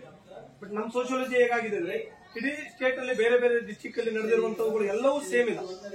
ಹೀಗಾಗಿ ಸೋಶಿಯಾಲಜಿ ಸಬ್ಜೆಕ್ಟ್ ಅಂದ್ರೆ ಕನ್ನಡ ಮತ್ತೆ ಇಂಗ್ಲಿಷ್ ಟ್ಯಾಲಿ ಆಗ್ತಾ ಇಲ್ಲ ಅಂತ ಚೇಂಜಸ್ ಇದೆ. ಬಟ್ ಸೋಶಿಯಾಲಜಿ ಮಾತ್ರ ನಾನು ಬೇರೆ ಬೇರೆವು ಕೂಡ ನನ್ನ ಕಡೆ ಇದಾವೆ, ನಿಮ್ ಕಡೆನೂ ಕೊಪ್ಪಳದಿದೆ. ನೋಡೋಣ ಚೇಂಜ್ ಇದೆಯಾ ಅಥವಾ ಒಂದೇನಾ, ಇಲ್ಲೇ ಸಿಕ್ಬಿಡೋದು. ಎರಡು ನೋಡೋಣ. ಫಸ್ಟ್ ಗೆ ನಮ್ಮ ರೈಚೂರ್ ನೋಡೋಣ. ಹಾಗಾದ್ರೆ 1 ಅಂಕದ್ದು ಒಂದು ಪ್ರಶ್ನೆ ಇದೆ. ಏನಿದೆ ಅಂದ್ರೆ ಭಾಗ ಎ ಅಲ್ಲಿ ಸರಿಯಾದ ಉತ್ತರವನ್ನ ಆಯ್ಕೆ ಮಾಡ್ರಿ ಅಂತ 5 ಇರ್ತಾವ ಪ್ರಶ್ನೆ. ಅದರಲ್ಲಿ ನನಗೆ ಗೊತ್ತಿದೆ ತಾವೆಲ್ಲರೂ ಉತ್ತರ ಕೊಟ್ಟೆ ಕೊಡ್ತೀವಿ, ಅಷ್ಟು ಪರ್ಫೆಕ್ಟ್ ಇದೆ. ಓಕೆ, ಕನ್ನಡ ಭಾಷೆಯು ಯಾವ ಭಾಷೆಗಳ ಸಮೂಹಕ್ಕೆ ಸೇರಿ? ಆ ದ್ರಾವಿಡ ಭಾಷೆ ಅನ್ನುವಂಥದ್ದು ಇಲ್ಲಿ ಬಿ ಆಪ್ಷನ್ ಇದೆ. ಅದಕ್ಕೆ ನೀವು 1B ಅಂತೇಳಿ ಬರೆದು ದ್ರಾವಿಡ ಭಾಷೆ ಬರೀ. ಓಕೆನಾ? ಎಸ್. ನೆಕ್ಸ್ಟ್ ಎರಡನೇದು, ಭಾರತದ ಮೊದಲ ಹಿಂದುಳಿದ ವರ್ಗಗಳ ಆಯೋಗ ಯಾವುದು? Very good. ನೆಕ್ಸ್ಟ್ ಮೂರನೇದು, ಸುಲಭ್ ಇಂಟರ್ನ್ಯಾಷನಲ್ ಸಂಘಟನೆಯ ಸ್ಥಾಪಕರು ಯಾರು? ಡಾಕ್ಟರ್ ಬಿಂದೇಶ್ವರ್. Very good. ಮಾರುಕಟ್ಟೆಯಲ್ಲಿ ಕಾಣದ ಕೈ ಎಂಬ ಪರಿಕಲ್ಪನೆ. Very good. ಇದನ್ನು ಇಂಗ್ಲಿಷ್ ಅಲ್ಲಿ ಏನಂತ? ಕಾಣದ ಕೈ. Yes, invisible hands. Very good. ಒಮ್ಮೊಮ್ಮೆ ನೋಡ್ರಿ ಪ್ರಶ್ನೆ ಪತ್ರಿಕೆ ತೆಗಿಯೋರು ಕಾಣದ ಕೈ ಅಂತ ಕೊಡೋದ್ ಬಿಟ್ಟು ಕನ್ನಡ ಅಕ್ಷರಗಳನ್ನೇ ಅಲ್ಲಿ ಕೊಟ್ಟು ಇನ್ವಿಸಿಬಲ್ ಹ್ಯಾಂಡ್ ಅಂತ ಕೊಟ್ರೆ ನೀವು ಕನ್ಫ್ಯೂಸ್ ಆಗ್ಬಾರ್ದು. ಅದು ಕೂಡ ಗೊತ್ತಿರಬೇಕು, ಅದಕ್ಕೆ ಹೇಳ್ತಾ ಇರೋದು. Okay, yes. ನೆಕ್ಸ್ಟ್ ನೋಡಿ, ನೆಕ್ಸ್ಟ್ ಪ್ರಶ್ನೆ ಈ ರೀತಿಯಾಗಿದೆ. ಸತ್ಯಶೋಧಕ ಸಮಾಜದ ಸ್ಥಾಪಕರು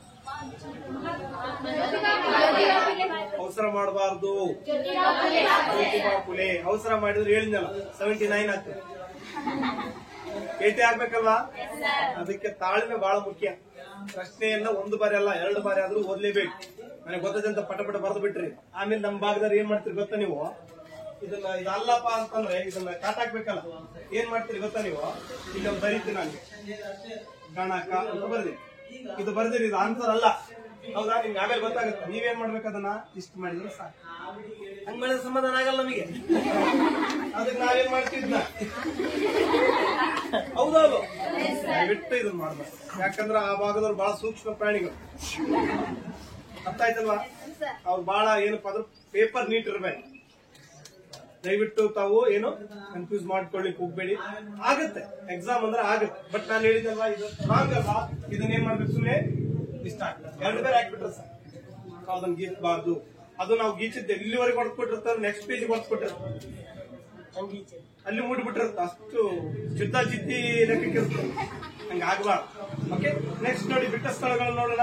ಇದು ಕೂಡ ಬಹಳ ಸುಲಭ ರೀ. ಯಾಕಂದ್ರೆ ನಿಮ್ಗೆ ಅಲ್ಲೇ ಕೊಟ್ಬಿಟ್ಟಿರ್ತಾರೆ ಉತ್ತರಗಳನ್ನು. ಹೇಳಿದಲ್ವಾ, ಕೆರೆ ನೀರನ್ನ ಕರೆಕ್ಟ್ ಚೆಲ್ಬೇಕಾಟ.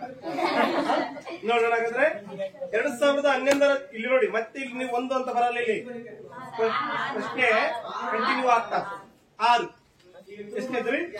6ನೇದ್ದು. ನೋಡೋಣ ಹಾಗಾದ್ರೆ 6ನೇದ್ದು ಏನಿದೆ ಅಂದ್ರೆ, ನೀವು ಮತ್ತೆ ಅಲ್ಲಿ ಬರಿಬೇಕಾದ್ರೂ ಕೂಡ 6 ಅಂತಾನೆ ಹಾಕ್ಬೇಕು. ಕೆಲವೊಬ್ರು ಇರ್ತಾರೆ 1 ಅಂತ ಬರೀತಾರೆ, ಮತ್ತೆ ತಪ್ಪದು. ಅದರ ಪ್ರಶ್ನೆ ಪತ್ರಿಕೆಯಲ್ಲಿ ಏನಿರುತ್ತೆ ಅದನ್ನೇ ಬರೀಬೇಕು. ಓಕೆ, 2011 ಜನಗಣತಿಯ ಪ್ರಕಾರ ಅತಿ ಕಡಿಮೆ ಸಾಕ್ಷರತೆ ಹೊಂದಿದ ರಾಜ್ಯ ನೋಡೋಣ. ಅದು ಬಿಟ್ಟ ಸ್ಥಳದ ಕೊಟ್ಟರೋ ಇಲ್ಲ, ಅದು ಬಹಳ ಮುಖ್ಯ. ಇರ್ಲಿ, ನಾನು ತಪ್ಪು ಅಂತ ಹೇಳಲ್ಲ, ಸರಿ ಅಂತ ಹೇಳಲ್ಲ. ಆಮೇಲೆ ನೋಡೋಣ, ಅದ್ರಾಗ ಇರ್ಬೇಕ. ನೆಕ್ಸ್ಟ್ ಇದಾದ್ಮೇಲೆ ಹರಿಜನ ಎಂಬ ಪದವನ್ನು ಜನಪ್ರಿಯಗೊಳಿಸಿದವ. ಎಸ್, ನೋಡೋಣ. ನಾಗರಿಕ ಹಕ್ಕುಗಳ ಸಂರಕ್ಷಣಾ ಕಾಯ್ದೆ ಜಾರಿಗೆ ಬಂದ ವರ್ಷ 1976. ಐತಾ ಇಲ್ಲ? ನೋಡೋಣ. ರೂರಲ್ ಸೋಶಿಯಾಲಜಿ ಇನ್ ಇಂಡಿಯಾ ಇದ್ರಾಗ ಐತೆ ಇಲ್ಲ? ನೋಡೋಣ. Next another one, last one, Samvad Kaumudi. ಹೌದಾ? ನೋಡೋಣ ಈಗ. ಎಸ್, ಮಹಾತ್ಮ ಗಾಂಧೀಜಿ ಅಂದ್ರೆ ಯಾವ ಪ್ರಶ್ನೆಗೆ ಉತ್ತರ ಇದೆ?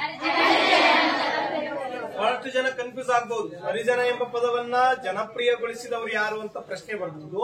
ಇಲ್ಲ, ಹರಿಜನ ಎಂಬ ಪದವನ್ನ ಮೊದಲನೇ ಬಾರಿಗೆ ಬಳಸಿದವರು ಯಾರು ಅಂತ ಬರ್ಬಹುದು. ನೀವು ಸಿಂಪಲ್ ಆಗಿ ನೆನ್ಪಿಟ್ಕೋಬಿಡ್ರಿ, ನಮ್ಮ ಭಾರತದಲ್ಲಿ ಬಹಳ ಪಾಪ್ಯುಲರ್ ಆಗಿರುವಂತ ವ್ಯಕ್ತಿ ಅಂದ್ರೆ ಮಹಾತ್ಮ ಗಾಂಧೀಜಿ. ಇಲ್ಲಿ ಹರಿಜನ ಎಂಬ ಪದವನ್ನು ಜನಪ್ರಿಯಗೊಳಿಸಿದವರು ಯಾರಪ್ಪ ಅಂದ್ರೆ ಅಲ್ಲಿ ಗೊಂದಲ ಆಗ್ಬಾರ್ದು ಅಂದ್ರೆ ಈ ತರ ನಾವು ಟ್ರಿಕ್ಗಳನ್ನ ನೆನ್ಪಿಟ್ಕೋಬೇಕು. ಓಕೆ, ಅಥವಾ ಈ ಹರಿಜನ ಅನ್ನುವಂತ ಪದವನ್ನ ಮೊದಲ ಬಾರಿಗೆ ಬಳಸಿದವರು ಯಾರು ಅಂದ್ರೆ ಮೆಹ್ತಾ. ಓಕೆನಾ? S, good. ನೆಕ್ಸ್ಟ್ ಇಲ್ಲಿ ಬಿಹಾರ್ ಅಂತ ಇದೆ. 2011 ಜನಗಣತಿಯ ಪ್ರಕಾರ ಅತಿ ಕಡಿಮೆ ಸಾಕ್ಷರತೆ ಹೊಂದಿರುವ ರಾಜ್ಯ. ಹೌದಾ ಸರ್? ಅಷ್ಟು ಬರಿಬೇಕು, ಅದನ್ನಷ್ಟೇ ಬರೆದ್ರೆ ಸಾಕು. Question number 6, Bihar. ಅಷ್ಟು ಬರೆಯಬೇಕಾಗಿ ಅಷ್ಟು ಯಾರು ಬರಿಬಹುದು? 3 ತಾಸು ಹೆಂಗ್ ಕಳಿಬೇಕಪ್ಪ ಅಂತ ವಿಚಾರ ಮಾಡ್ತಿರ್ತಾರಲ್ಲ, ಅವ್ರು ಬರೀ. ನೀವು ಎಷ್ಟು ಟೈಮ್ ಅನ್ನ ಸೇವ್ ಮಾಡ್ಕೊಳ್ತೀರಿ ಅಷ್ಟು ಅಲ್ಲಿ 5 ಮಾರ್ಕ್ಸ್ 10 ಮಾರ್ಕ್ಸ್ ಕವರ್ ಮಾಡಬೇಕು. ಅದ್ರ ಕಡೆ ಗಮನ ಇದೆ. ಅರ್ಥ ಆಯ್ತಾ?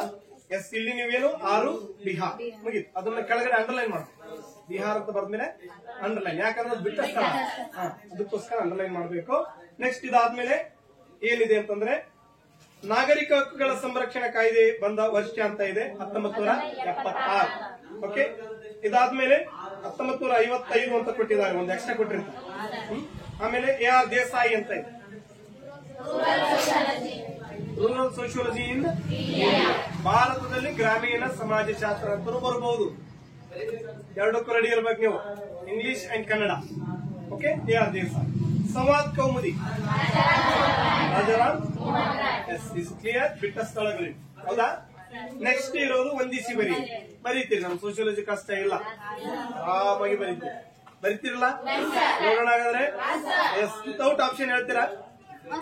ವಿತೌಟ್ ಆಪ್ಷನ್ ಹೇಳಲ್ಲ, ನಾನು ಹಂಗೆ ಹೇಳ್ಬೇಕು. ಆಮೇಲೆ ಬೇಕಾದ್ರೆ ನಾವು ಉತ್ತರ ಟ್ಯಾಲಿ ಮಾಡೋಣ. ರಾಷ್ಟ್ರೀಯ ಭಾವೈಕ್ಯತೆ ಅಂತ ಇದೆ, ವೇಟ್ ಮಾಡಿ.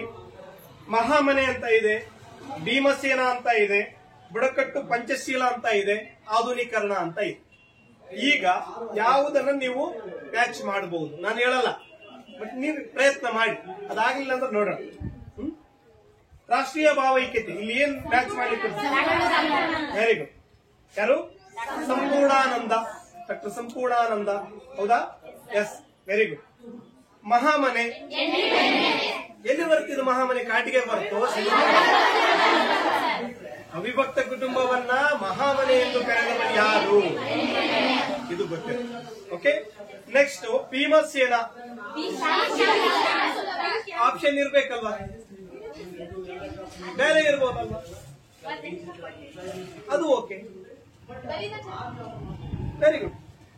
ದಲಿತ ಚಳವಳಿ ಅಂತ ಕೊಡಬಹುದು, ಹೈದರಾಬಾದ್ ಕರ್ನಾಟಕ ಅಂತ ಕೊಡಬಹುದು, 1970 ಅಂತ ಕೊಡಬಹುದು. ನೋಡಿ, ಅರ್ಥ ಆಯ್ತಾ? ಕೊಡಬಹುದಲ್ವಾ? ಬಟ್ ನೀವು ಹೇಳಿದಾಗ ಇಲ್ಲಿ ಯಾವ್ದಿದೆ? ಪಿ ಶ್ಯಾಮ್ ಸುಂದರೇ ಇದೆ. ಬಟ್ ಬೇರೆ ಏನ್ ಕೊಡಬಹುದು ಅಂತ ಹೇಳ್ತಾ ಇದ್ದೇನೆ. ಅರ್ಥ ಆಯ್ತಾ? ಹೈದರಾಬಾದ್ ಕರ್ನಾಟಕ ಯಾಕೆ ಬಂತು ಇಲ್ಲಿ? ಆ ಭೀಮಸೇನ ಅನ್ನುವಂತ ಸಂಘಟನೆಯನ್ನ ಈ ಶ್ಯಾಮ್ ಸುಂದರ್ ಅನ್ನುವಂಥವ್ರು ನಮ್ಮ ಹೈದರಾಬಾದ್ ಕರ್ನಾಟಕದಲ್ಲಿ ಪ್ರಾರಂಭ ಮಾಡಿದ್ರು. ಹೀಗಾಗಿ ಹೈದರಾಬಾದ್ ಕರ್ನಾಟಕ ಅಂತಲೂ ಬರ್ಬೋದು, ಇಯರ್ ಬರ್ಬೋದು, 1970. ಹೌದಲ್ವಾ? ಕರೆಕ್ಟ್ ಇದೆಯಾ? ಅದಕ್ಕೆ ಆ ತರ ತಾವು ಪ್ರಿಪರೇಷನ್ ಇರಿ. ನೆಕ್ಸ್ಟ್ ಬುಡಕಟ್ಟು ಪಂಚಶೀಲ, ಜವಾಹರ್ಲಾಲ್. ಇವ್ರನ್ನ ಬಿಟ್ಟು ಬೇರೆ ಆಪ್ಷನ್ ಬರ್ಬೋದಾ? ಬರಕ್ ಸಾಧ್ಯನೇ ಇಲ್ವಾ? ಬರ್ಬೋದಲ್ವಾ? ಅದಲ್ಲ, ಇಲ್ಲಿ ಈ ಒಂದು ಕಾನ್ಸೆಪ್ಟ್ ಅಲ್ಲಿ ಯಾವ್ದು? ಬುಡಕಟ್ಟು ಪಂಚಶೀಲ, ಪಂಚಶೀಲ ತತ್ವಗಳು ಅಂತ ಓದ್ತೀರಾ, ಇದು ಬರ್ತಾವಲ್ವಾ? ಅದು ಅದ್ರ ಬಗ್ಗೆ ನಾವು ವಿವರಣೆ ಮಾಡ್ಬೇಕಾದ್ರೆ ಹೇಳ್ತೀವಿ. ಏನಂದ್ರೆ ವೇರಿಯರ್ ಎಲ್ವಿನ್ ಅನ್ನುವಂಥವ್ರು ಒಂದು ಗ್ರಂಥವನ್ನ ಬರೀತಾರೆ, ಪುಸ್ತಕವನ್ನ ಬರೀತಾರೆ. Yes, very good. The philosophy of NEFA. ಆ ಒಂದು ಪುಸ್ತಕದ ಮುನ್ನುಡಿಯಲ್ಲಿ ಜವಾಹರ್ಲಾಲ್ ನೆಹರು ಅವರು ಏನ್ ಮಾಡಿದ್ರು? ಪಂಚಶೀಲ, ಬುಡಕಟ್ಟು ಪಂಚಶೀಲ ತತ್ವಗಳನ್ನ ತಿಳಿಸುವಂತ ಕೆಲಸವನ್ನ ಮಾಡಿದ್ರು. ಹೀಗಾಗಿ ಅದರ ಬಗ್ಗೆ ಸ್ವಲ್ಪ ಗಮನ ಇರಲಿ. Very good. ನೆಕ್ಸ್ಟ್ ಕೊನೆಯದಾಗಿ ಇಲ್ಲಿ ಯಾವುದಿದೆ? ಆಧುನೀಕರಣ, ಡೇನಿಯಲ್ ಲಾರ್ಡ್ನರ್. ಸರಿ, ಹಾಗಾದ್ರೆ ಆಧುನೀಕರಣ ಕಾನ್ಸೆಪ್ಟ್ ಇದೆಯಲ್ವಾ, ಎಷ್ಟನೇ ಅಧ್ಯಾಯದಲ್ಲಿ ಬರುತ್ತೆ? ಈ ತರ ಪರ್ಫೆಕ್ಟ್ ಬರುತ್ತೆ. ಅರ್ಥ ಆಯ್ತು? ಕೇವಲ PUC ಅಷ್ಟೇ ಅಲ್ಲ, ನಾಳೆ ನೀವು ಏನಂತಂದ್ರೆ ಕಾಂಪಿಟೇಟಿವ್ ಸ್ಪರ್ಧಾತ್ಮಕ ಜಗತ್ತಿಗೆ ಕಾಲಿಡ್ತಾ ಇದ್ದೀರಿ. PUC ಮುಗಿದಂದ್ರೆ ಸ್ಟಾರ್ಟ್. ಅರ್ಥ ಆಯ್ತಾ? ಹೀಗಾಗಿ ಯಾವ ಇದರಲ್ಲಿ ಏನ್ ಬರುತ್ತೆ ಅಂತ ಗೊತ್ತಿರೋದು. ನಾವು ಧಾರವಾಡದಲ್ಲಿ ಓದ್ಬೇಕಾದ್ರೆ ಏನಂತಂದ್ರೆ ನಮ್ಮ ಹಂಗೆ ನೀವ್ ಹೆಂಗೆ ಫ್ರೆಂಡ್ಸ್ ಇದ್ದೀರಿ ಹಂಗೆ ಸ್ಪರ್ಧಾತ್ಮಕವಾಗಿ ಓದ್ಲಿಕ್ಕೆ ಹೋಗಿದ್ವಿ. ಹೋದಾಗ ನಮ್ಮ ಗೆಳೆಯ ಒಬ್ಬ ಇದ್ದ, ರಾಘವೇಂದ್ರ ಕೋತ ಅಂತ, ಬೆಳಗಾವಿ ಅತನಿಯವ್. ನಾನು ಇಲ್ಲೇ ಶಾರದಾ ವುಮೆನ್ಸ್ ಅಲ್ಲಿ ಪಾಠ ಮಾಡ್ಬೇಕಾದ್ರೆ ಒಬ್ರು ಸ್ಟೂಡೆಂಟ್ ಕೇಳಿದ್ರು, ಸರ್ ಹಡಗು ಅಷ್ಟು ಭಾರ ಆಗಿರುತ್ತೆ, ಆದ್ರೆ ಅಲ್ಲಿ ನೀರಲ್ಲಿ ಮುಳುಗಲ್ಲ ಯಾಕೆ ಅಂತ ಕೇಳಿದ್ರು. ಅದ್ರ ಬಗ್ಗೆ ನನಗೆ ಅಷ್ಟೊಂದು ಐಡಿಯಾ ಇರ್ಲಿಲ್ಲ. ನಾನು ಕೇಳಿ ಹೇಳ್ತೀನಿ ಅಂತ ಹೇಳಿದ್ರು. ಅದಕ್ಕೆ ನನ್ನ ಗೆಳೆಯ, ಅವನು ಸೈನ್ಸ್ ಬ್ಯಾಕ್ಗ್ರೌಂಡ್, ಅವ್ರಿಗೆ ಫೋನ್ ಹಚ್ಚಿದೆ. ನೋಡಪ್ಪ, ನಮ್ಮ ಸ್ಟೂಡೆಂಟ್ಸ್ ಈ ತರ ಪ್ರಶ್ನೆ ಮಾಡ್ತಾ ಇದಾರೆ, ಆನ್ಸರ್ ನನಗೆ ಗೊತ್ತಾಗ್ತಾ ಇಲ್ಲ, ಹೇಳು. ರವಿ, ನಾನು ನೀನು ಧಾರವಾಡದಾಗ ಒಂದು ಸಾಮಾನ್ಯ ವಿಜ್ಞಾನ KM ಸುರೇಶ್ ಅವರ ಪುಸ್ತಕ ತಗೊಂಡಿದ್ವಿ, ಇದೆಯಾ ಅಂತ ಕೇಳಿ. ಎಸ್ ಇದೆ ರಾಘು ಅಂತ.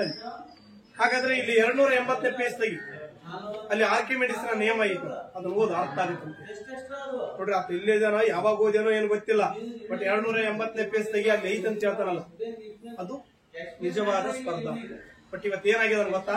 PSI ಆಗಿದೆ. ನೀವು ಓದ್ಬೇಕಾದ್ರೆ ಹಂಗೆ ಮುಂದೆ. ಅರ್ಥ ಆಯ್ತಾ? ನಾವು ಯಾವ ಪೇಜ್ ಅಲ್ಲಿ ಓದಿದೀವಿ, ಯಾವ ಅಧ್ಯಾಯದಲ್ಲಿ ಈ ಪ್ರಶ್ನೆ ಬರುತ್ತೆ ಅನ್ನೋದು ಪರ್ಫೆಕ್ಟ್ ಆಗಿ ಓದ್ಕೊಂಡು. ಅರ್ಥ ಆಯ್ತಾ? ಎಸ್, ವಿಷಯಕ್ಕೆ ಬರೋಣ. ನಾವ್ ಎಲ್ಲಿದ್ದೀವಿ ಈಗ? ಆಧುನೀಕರಣ ಕೇಳಿ ಒಂದಿಸಿವರೆಗೆ ಮುಗಿದ್ವಾ? ಒಂದು ಅಂಕಕ್ಕೆ ಹೋಗೋಣ. ಡೆಮೋಗ್ರಫಿ ಎಂಬ ಪದವು ಹೇಗೆ ಉತ್ಪತ್ತಿಯಾಗಿದೆ?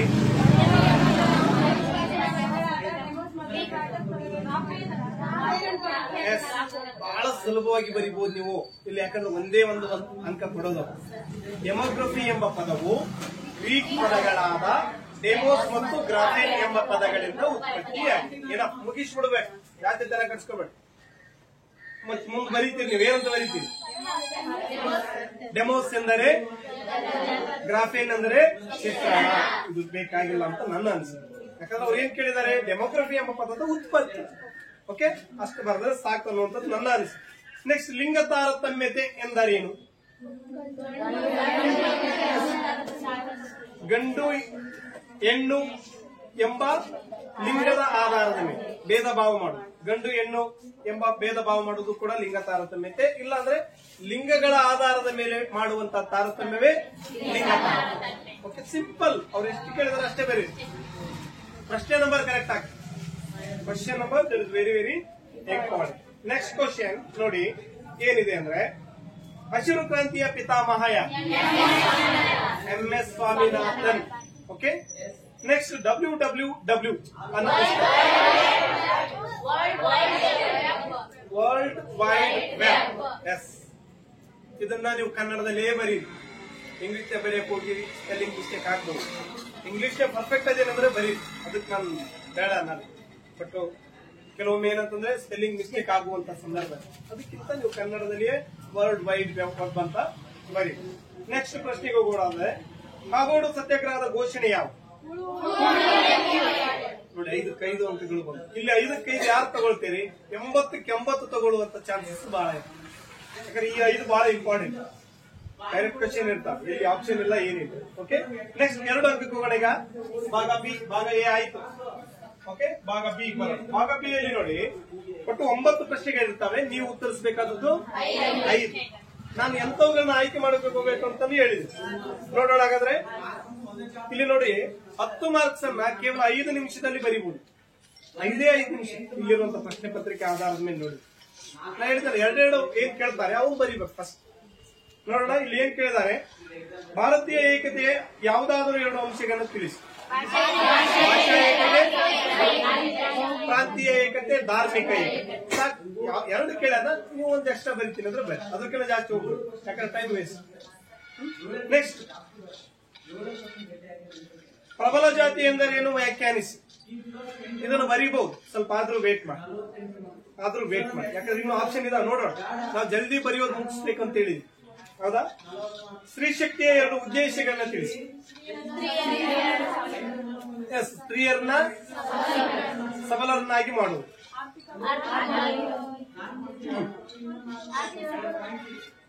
ಮತ್ತೆ ಸಬಲರನ್ನಾಗಿ ಮಾಡೋದು ಅಂದ್ರೆ ಅದ್ರಾಗೆ ಬಂದ್ಬಿಡ್ತು, ಅದನ್ನೇ 2 ಪಾಯಿಂಟ್ ಮಾಡ್ಕೋಬೇಕು ನೀವು. ಮಹಿಳೆಯರನ್ನ ಆರ್ಥಿಕವಾಗಿ ಸಬಲರನ್ನಾಗಿ ಮಾಡುವುದು, ಮಹಿಳೆಯರನ್ನ ರಾಜಕೀಯವಾಗಿ ಸಬಲರನ್ನಾಗಿ ಮಾಡುವುದು ಅಂತ ಬರೀಬಹುದು. ಮಹಿಳಾ ಸಬಲೀಕರಣ ಅಂದ್ರೆ ಏನು ಅಂತ ಬರುತ್ತದೆ. ಮಹಿಳೆಯರನ್ನ ಆರ್ಥಿಕವಾಗಿ, ಸಾಮಾಜಿಕವಾಗಿ, ಶೈಕ್ಷಣಿಕವಾಗಿ, ರಾಜಕೀಯವಾಗಿ, ಸಾಂಸ್ಕೃತಿಕವಾಗಿ ಸಬಲರನ್ನಾಗಿ ಮಾಡುವುದೇ ಮಹಿಳಾ ಸಬಲೀಕರಣ. ಓಕೆ, ಎಸ್, ಇರ್ಲಿಲ್ಲ, ಅದ್ರ ಬಗ್ಗೆ ಬಿಡಿ. ಗ್ರಾಮ ಸಮುದಾಯದ 2 ಲಕ್ಷಣಗಳನ್ನು ತಿಳಿಸಿ. ನಾಗರಿಕ ಸಂಬಂಧ. ಎಸ್, 2 ಪಾಯಿಂಟ್ ಇರೋ ಮಾತ್ರ ಬಿಡ್ಬೇಡ. ಎಂದರೇನೋ ಸ್ವಲ್ಪ ಸೈಡ್ ಹತ್ರಿ, ಬಟ್ ಆದ್ರೆ ಈ 2 ಪಾಯಿಂಟ್ಸ್ ಇರ್ತಾವಲ್ವಾ, ವೇಗವಾಗಿ ಬರೀಬಹುದು. ನಿಮ್ಗೆ ಸಮಯ ಉಳಿತಾಯ ಆಗುತ್ತೆ. 5 ಮತ್ತು 10 ಅಂಕಗಳಿಗೆ ಏನು ಹೆಚ್ಚಿನ ಸಮಯವನ್ನು ಕೊಡಬಹುದು. ಓಕೆ, ನೆಕ್ಸ್ಟ್, ಗ್ರಾಮ ಅಧ್ಯಯನದ 2 ಮಹತ್ವಗಳನ್ನ ತಿಳಿಸಿ. ಎಸ್, ಪುಸ್ತಕ ಆಧಾರಿತ 1, ಸಾಹಿತ್ಯ ಪಕ್ಷಪಾತ. ನೋಡಿ, ಈ ಗ್ರಾಮೀಣ ಅಧ್ಯಯನದ ಮಹತ್ವಗಳಲ್ಲಿ ಬಹಳ ಲಾಂಗ್ ಆಗಿರುವಂತವುಗಳನ್ನು ಬರಿಬಾರ್ದಿಲ್ಲ, ಸಣ್ಣವಿರ್ತಾವಲ್ವಾ. ಸಾಹಿತ್ಯ ಪಕ್ಷಪಾತ, ಮತ್ತೆ ಉದ್ದೇಶಪೂರ್ವಕ ಪರಿವರ್ತನೆ ಇರಬಾರದು, ಪ್ರತಿರೋಧ, ಮತ್ತೆ ಇಲ್ಲಿ ಎಷ್ಟು ಬರಿಬೇಕು ನೀವು? 2 ಪಾಯಿಂಟ್ಸ್ ಬರೀಬೇಕು. ಓಕೆ, ನೆಕ್ಸ್ಟ್ ಹೋಗೋಣ ಹಾಗಾದ್ರೆ. ಎಸ್, ನೆಕ್ಸ್ಟ್ ಕ್ವಶನ್ ನೋಡಿ, ಯಾವುದಾದರೂ 2 ಆನ್ಲೈನ್ ಶಾಪಿಂಗ್ ತಾಣಗಳನ್ನು ತಿಳಿಸಿ. ಆನ್ಲೈನ್ ಶಾಪಿಂಗ್, ಫ್ಲಿಪ್ಕಾರ್ಟ್, ಅಮೆಜಾನ್ ಬರೀಬಹುದಾ? ಎಸ್, ಮೀಶೋ ಇರ್ಲಿ, ಅಲ್ಲ ಅದು ಯಾವಾಗನ ಬರ್ಲಿ, ಅವ್ರೇನ್ ಕೇಳಿದ್ರು ಇರ್ಲಿ, ಬುಕ್ದಾಗ ಇರ್ಬೇಕು ಅನ್ನೋದೇನಿಲ್ಲ. ಗೊತ್ತಿರೋ ಬರೀಬಹುದು, ತಪ್ಪಲ್ಲ, ಅದನ್ನ ರಾಂಗ್ ಅಂತ ಅನ್ಲಿಕ್ಕೆ ಬರಲ್ಲ. ಬಟ್ ಆದ್ರೆ ಬಹಳಷ್ಟು ಜನ ಏನು ಬುಕ್ದಾಗ ಇದ್ದ ಬರಿಬೇಕು ಅನ್ನೋದ್ರಿ, ಹೌದಾ? ಹಂಗೇನ್ ನಿಮ್ಗೆ ಮಾರ್ಕ್ ಕಡಿತ ಆಗಲ್ಲ. ಬರಿಬಹುದು, ಅಷ್ಟು ಪ್ರಿಫರೆನ್ಸ್ ನೀವ್ ಹೇಳಿದ್ರೆ ಬುಕ್ದಾಗ ಇದ್ದದ್ದೇ ಕೊಡ್ರಿ. ಅದಾದ್ಮೇಲೆ ಬೇಕಾದ್ರೆ ಓದುದು ನೋಡಿ. ನೆಕ್ಸ್ಟ್, ಸ್ವಾತಂತ್ರ್ಯ ನಂತರ ರಚನೆಯಾದ 2 ಮಹಿಳಾ ಸಂಘಟನೆಗಳು. ದಲಿತ ಸಂಘ, 2 ಮಹಿಳಾ ಸಂಘಟನೆಗಳು. ವಿಮೋಚನ ಮತ್ತೆ ವಿಮೋಚನ ಅನ್ನುವಂಥದ್ದು ಬೆಂಗಳೂರದಿದೆ, ಬೆಂಗಳೂರಲ್ಲಿ ಸ್ಥಾಪನೆ ಆಗಿದೆ. ಮತ್ತೆ ಎಲ್ಲಿದು ಶಿಕ್ಷಣ ಸಂಘಟನೆ ಕರೆಕ್ಟ್ ಇದೆ, ಬಟ್ ಎಲ್ಲಿ ಇದು ಫಾಲೋಯಿಂಗ್ ಇಲ್ಲಿ ಅವರು ಕ್ವಶನ್ ಪೇಪರ್ ಕೇಳಿದ್ರು. ಹೀಗಾಗಿ ಈ ಮಹಿಳಾ ಚಳವಳಿ ಅಂತೇಳಿ ಬರುತ್ತಲ್ಲ, ಅಲ್ಲಿ ಬರುತ್ತೆ ಮಹಿಳಾ ಸಂಘಟನೆಗಳು, ಅದನ್ನ ತಾವು ಚೆನ್ನಾಗಿ ನೋಡ್ಕೊಂಡು. ಓಕೆ, ನೆಕ್ಸ್ಟ್ ಕ್ವಶನ್, ಸಂಸ್ಕೃತಾನುಕರಣದ 2 ಅಂಶಗಳನ್ನು ತಿಳಿಸಿ. ಕ್ರಿಯಾವಿಧಿಗಳು, ವಿಧಾನ, ನಾಮಕರಣ ಪದ್ಧತಿ. ಯಾವ ಸರಳವಾಗಿ ಬರೀಲಿಕ್ಕೆ ಸಾಧ್ಯ ಇದೆ ಅವುಗಳನ್ನ ಬರೀ. ಎಸ್, ಇಲ್ಲಿ 5 ಆಗಿದಾವೆ ಅಂದ್ಕೊಂಡಿದ್ದೀವಿ, ಜಾಸ್ತಿನೇ ಹೇಳಿದ್ವಿ. ಯಾವ ಬರಿಬೇಕು ಗೊತ್ತಾಯ್ತಲ್ವಾ? 2 ಪಾಯಿಂಟ್ಸ್ ಇರ್ತಾವಲ್ವಾ, ಅದಕ್ಕೆ ಫಸ್ಟ್ ಪ್ರಿಫರೆನ್ಸ್ ಕೊಡ್ರಿ, ಅಂದ್ರೆ ಸಮಯ ಉಳಿತಾಯ. ಓಕೆ, ನೆಕ್ಸ್ಟ್ ಹೋಗೋಣ. 5 ಅಂಕದ ಪ್ರಶ್ನೆಗಳಲ್ಲಿ ಭಾಗ ಸಿ ಎಷ್ಟಿರ್ತವೆ? ನಾವೆಷ್ಟು ಬರಿಬೇಕು ನೋಡೋಣ. 6 ಎಂತ ಬರಿಬೇಕಂದ್ರೆ ಪಾಯಿಂಟ್ಸ್ ಇದ್ದು ಫಸ್ಟ್ ಪ್ರಿಫರೆನ್ಸ್ ಕೊಡಬೇಕು. ಪಾಯಿಂಟ್ಸ್ ಇರ್ತಾವಲ್ಲ, ಅದಕ್ಕೆ ಫಸ್ಟ್ ಪ್ರಿಫರೆನ್ಸ್ ಕೊಡ್ಬೇಕು. ಹಾಗಾದ್ರೆ 1ನೇ ಕ್ವಶನ್ ಏನಿದೆ ಗೊತ್ತಾ? ಡಾಕ್ಟರ್ BS ಗುಹಾ ಅವರು ವರ್ಗೀಕರಿಸಿದ ಜನಾಂಗೀಯ ಸಮೂಹಗಳನ್ನು ವಿವರಿಸಿ. ಮಂಗೋಲೈಟ್, ಮೆಡಿಟೇರಿಯನರು,